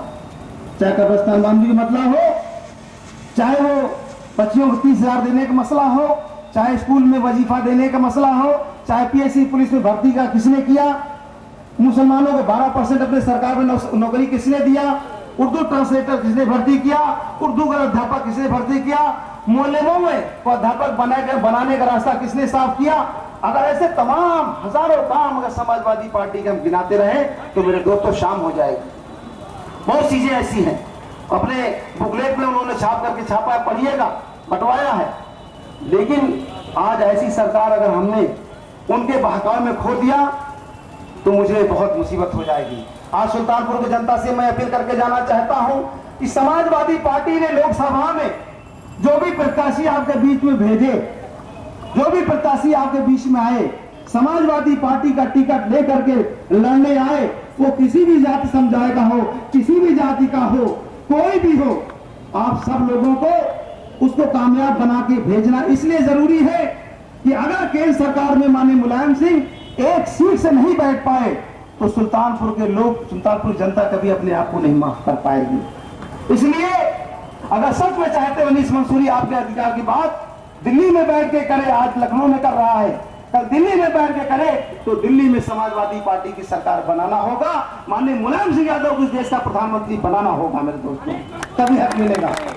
इन्हीं साथ मेरे दोस्तों, हम लोगों ने जो काम किया, भाई वसीम हम लोगों के लिए योजनाएं चलाई और वो कागजों फाइलों तक रखा, उस पर एक शेर मैं आप लोगों को नज़ करना चाहता हूं, क्योंकि ये मजरू सुल्तानपुरी की सरजमी है, ताबिश की सरजमी है, यहाँ पर अगर शेर शायरी ना हो तो मजा नहीं आता। मेरे दोस्तों, कागज कलम का जो रिश्ता है, जो योजनाएं सरकार बनाई, कलम के निशान कागज पर सिमट के आ गया सारा जहान कागज पर, सिमट के आ गया सारा जहान कागज पर, करूं तो कैसे करूं इत्मीनान कागज पर, करूं तो कैसे करूं इत्मीनान कागज पर, और न जाने कितने हैं झूठे बयान कागज पर। अरे ताली तो बजा दो यारो, न जाने कितने हैं झूठे बयान कागज पर, रोज बनते हैं हजारों मकान कागज पर। आज जितने लोग आए हैं, आप लोग भी जहादी बनिए और आप लोग भी आंदोलन से शामिल होइए, इंशाल्लाह आपकी अगुवाई लड़ी जाएगी। तो अच्छे बुरे की तुमको खबर दे के जाऊंगा, अच्छे बुरे की तुमको खबर दे के जाऊंगा, चेहरे पे पढ़ सकोगे वो नजर दे के जाऊंगा।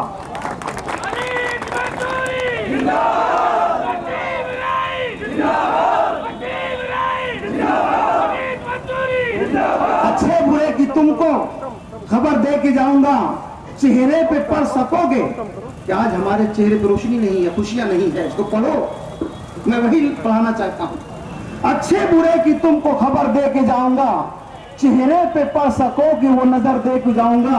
यारो मैं इस जमाने का संग तराश हूं, यारो मैं इस जमाने का संग तराश हूं, और पत्थर को बोलने का हुनर दे के जाऊंगा। मेरे दोस्तों, मैंने ये जो आंदोलन चलाया, इसके पीछे तमाम लोगों ने साजिशें की, आज भी साजिश हो रही है मुझे पीछे ढकेलने की, क्योंकि मैं गरीबों पिछड़ों की बात करता हूं, तो हमारे पीछे साजिश हो रही है मेरे कद को कम करने के लिए। उसमें मेरे दोस्तों, कभी कांटे मिले मुझको, कभी कांटे मिले मुझको, कभी फूलों के गहवारे, कभी कांटे मिले मुझे। साथ में आज इस कार्यक्रम के कन्वीनर जनाब शेर मोहम्मद मंसूरी साहब, जो समाजवादी पार्टी के जिले के सचिव भी हैं और पसमानदा मुस्लिम समाज के जिला अध्यक्ष हैं, उनके साथ सफी मंसूरी साहब पूरी तरह से लगे हुए हैं।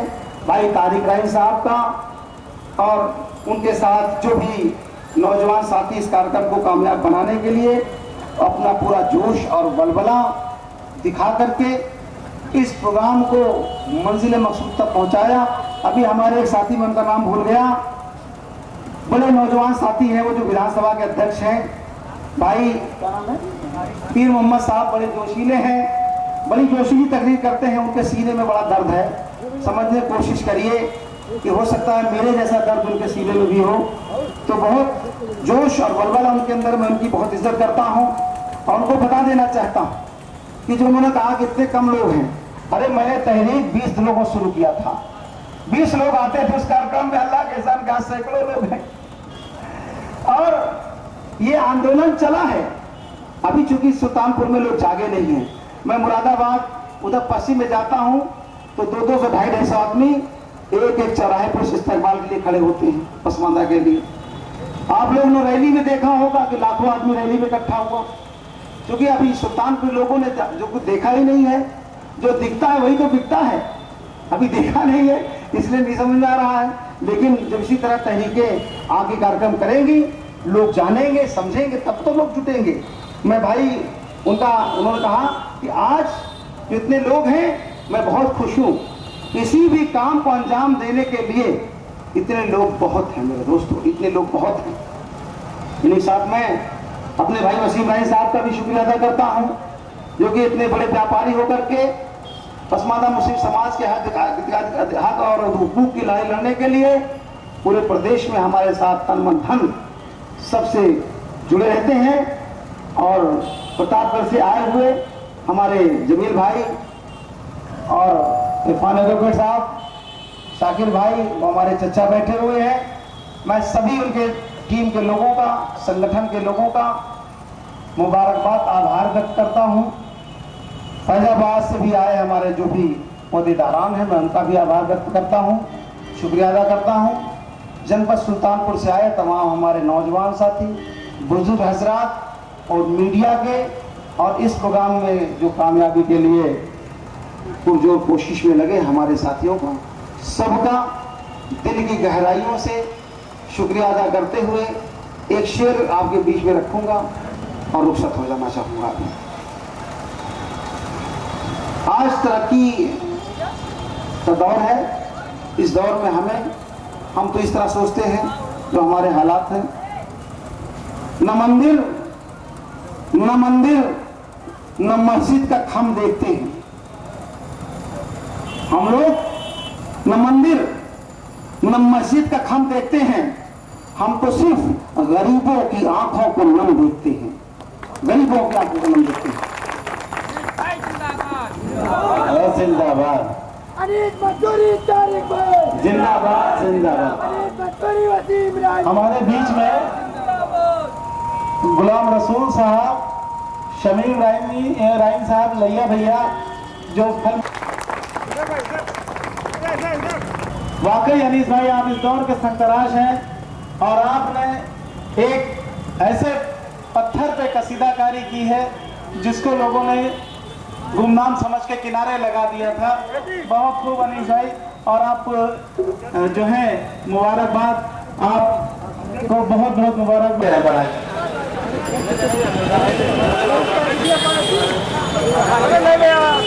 क्या कहना है?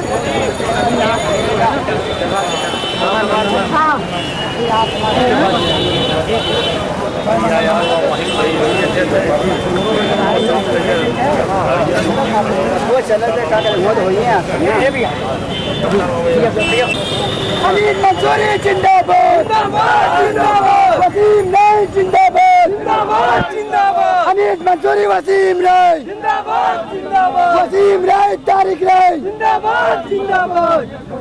तारिक राय वसीम राय जिंदाबाद जिंदाबाद। तारिक वसीम राय जिंदाबाद जिंदाबाद।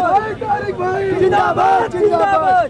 पसमानदा मुस्लिम समाज जिंदाबाद जिंदाबाद जिंदाबाद। पसमानदा मुस्लिम समाज जिंदाबाद। वो बढ़िया बना है, वो बढ़िया।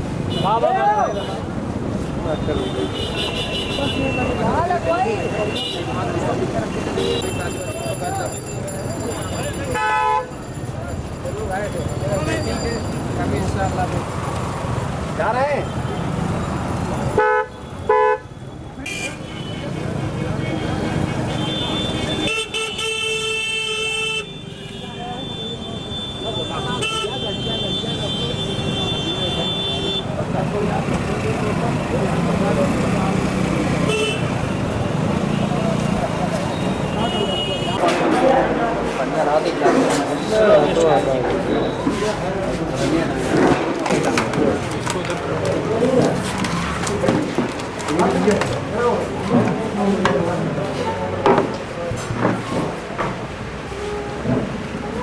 पकड़िए।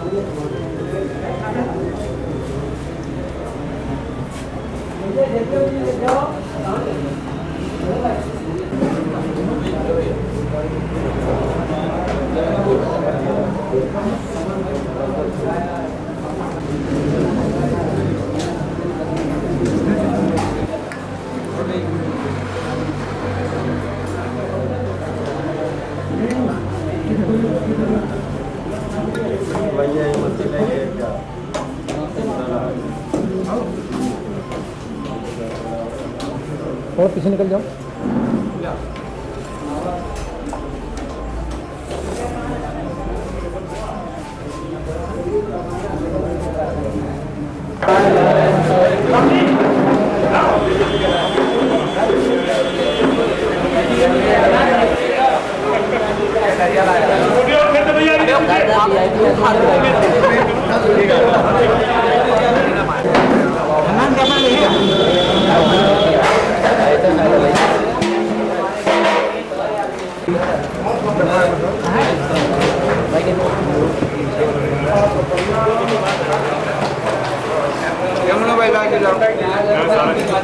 छोटी ना खा दूँ? चिकन है, चिकनवा खिला दो भाई।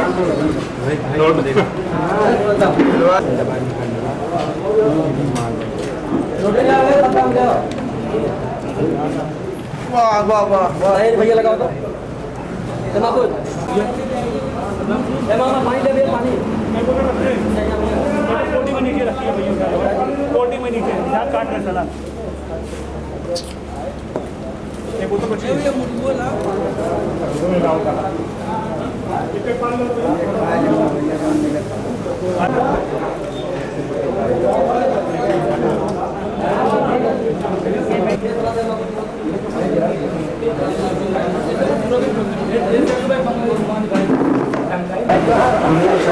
Thank you. बहुत बढ़िया भाई खाना खाया आपने।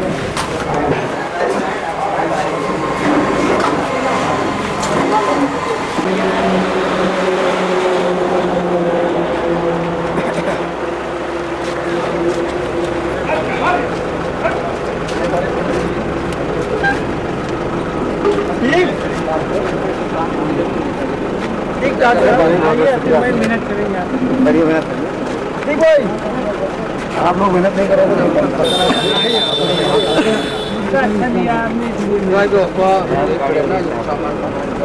फिर दोबारा सुनी करो तुम यार। साफ कर रहा हूँ। अच्छा नहीं जाता तो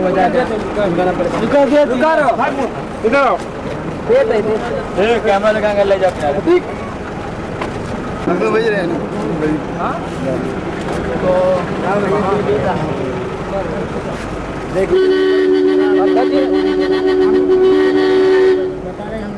आता जी प्रताप चले मिल भी लो सकते प्रताप चले गाड़ी में गाड़ी चलते हो रहा चला गया था उसको अकेले जब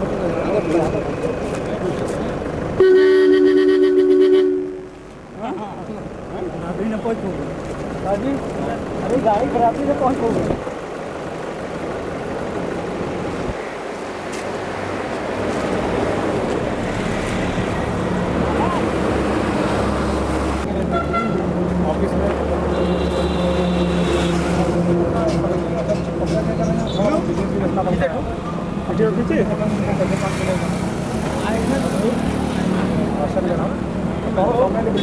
तैयार हो गई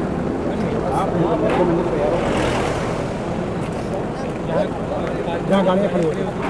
हाँ पूरी 6 महीने 1 साल हो गया। ज़्यादा हो गया वहाँ में इंशाल्लाह याद रखिए।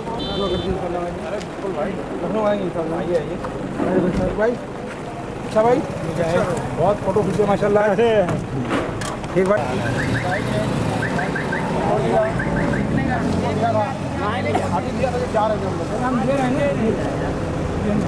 ठीक है। 50 लोगों को वादा करने के बाद 3 लोग पहुँचे बाद तो गलत बात है। ठीक है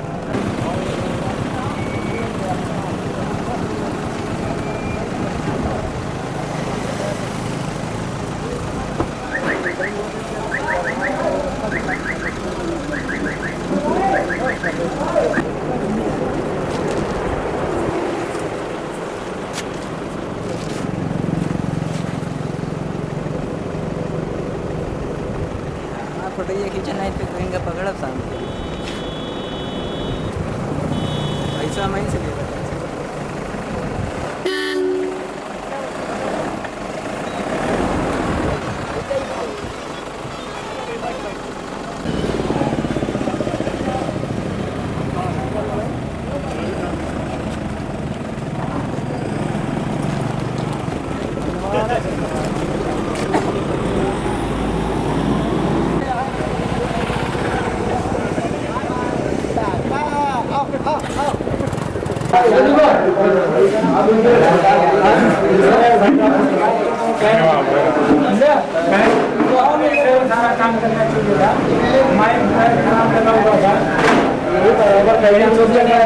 पैसा जाएगा 5,000 रुपये शाम के बाद दिया था 10,000 रुपये के लिए साला वो 1,000 रुपये शाम में 5,000 दिया आपने 5,000 शाम को दिया 10,000 उसका टेंड कर दिया।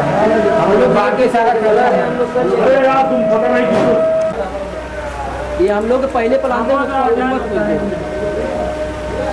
टाइम बोला नहीं जाता।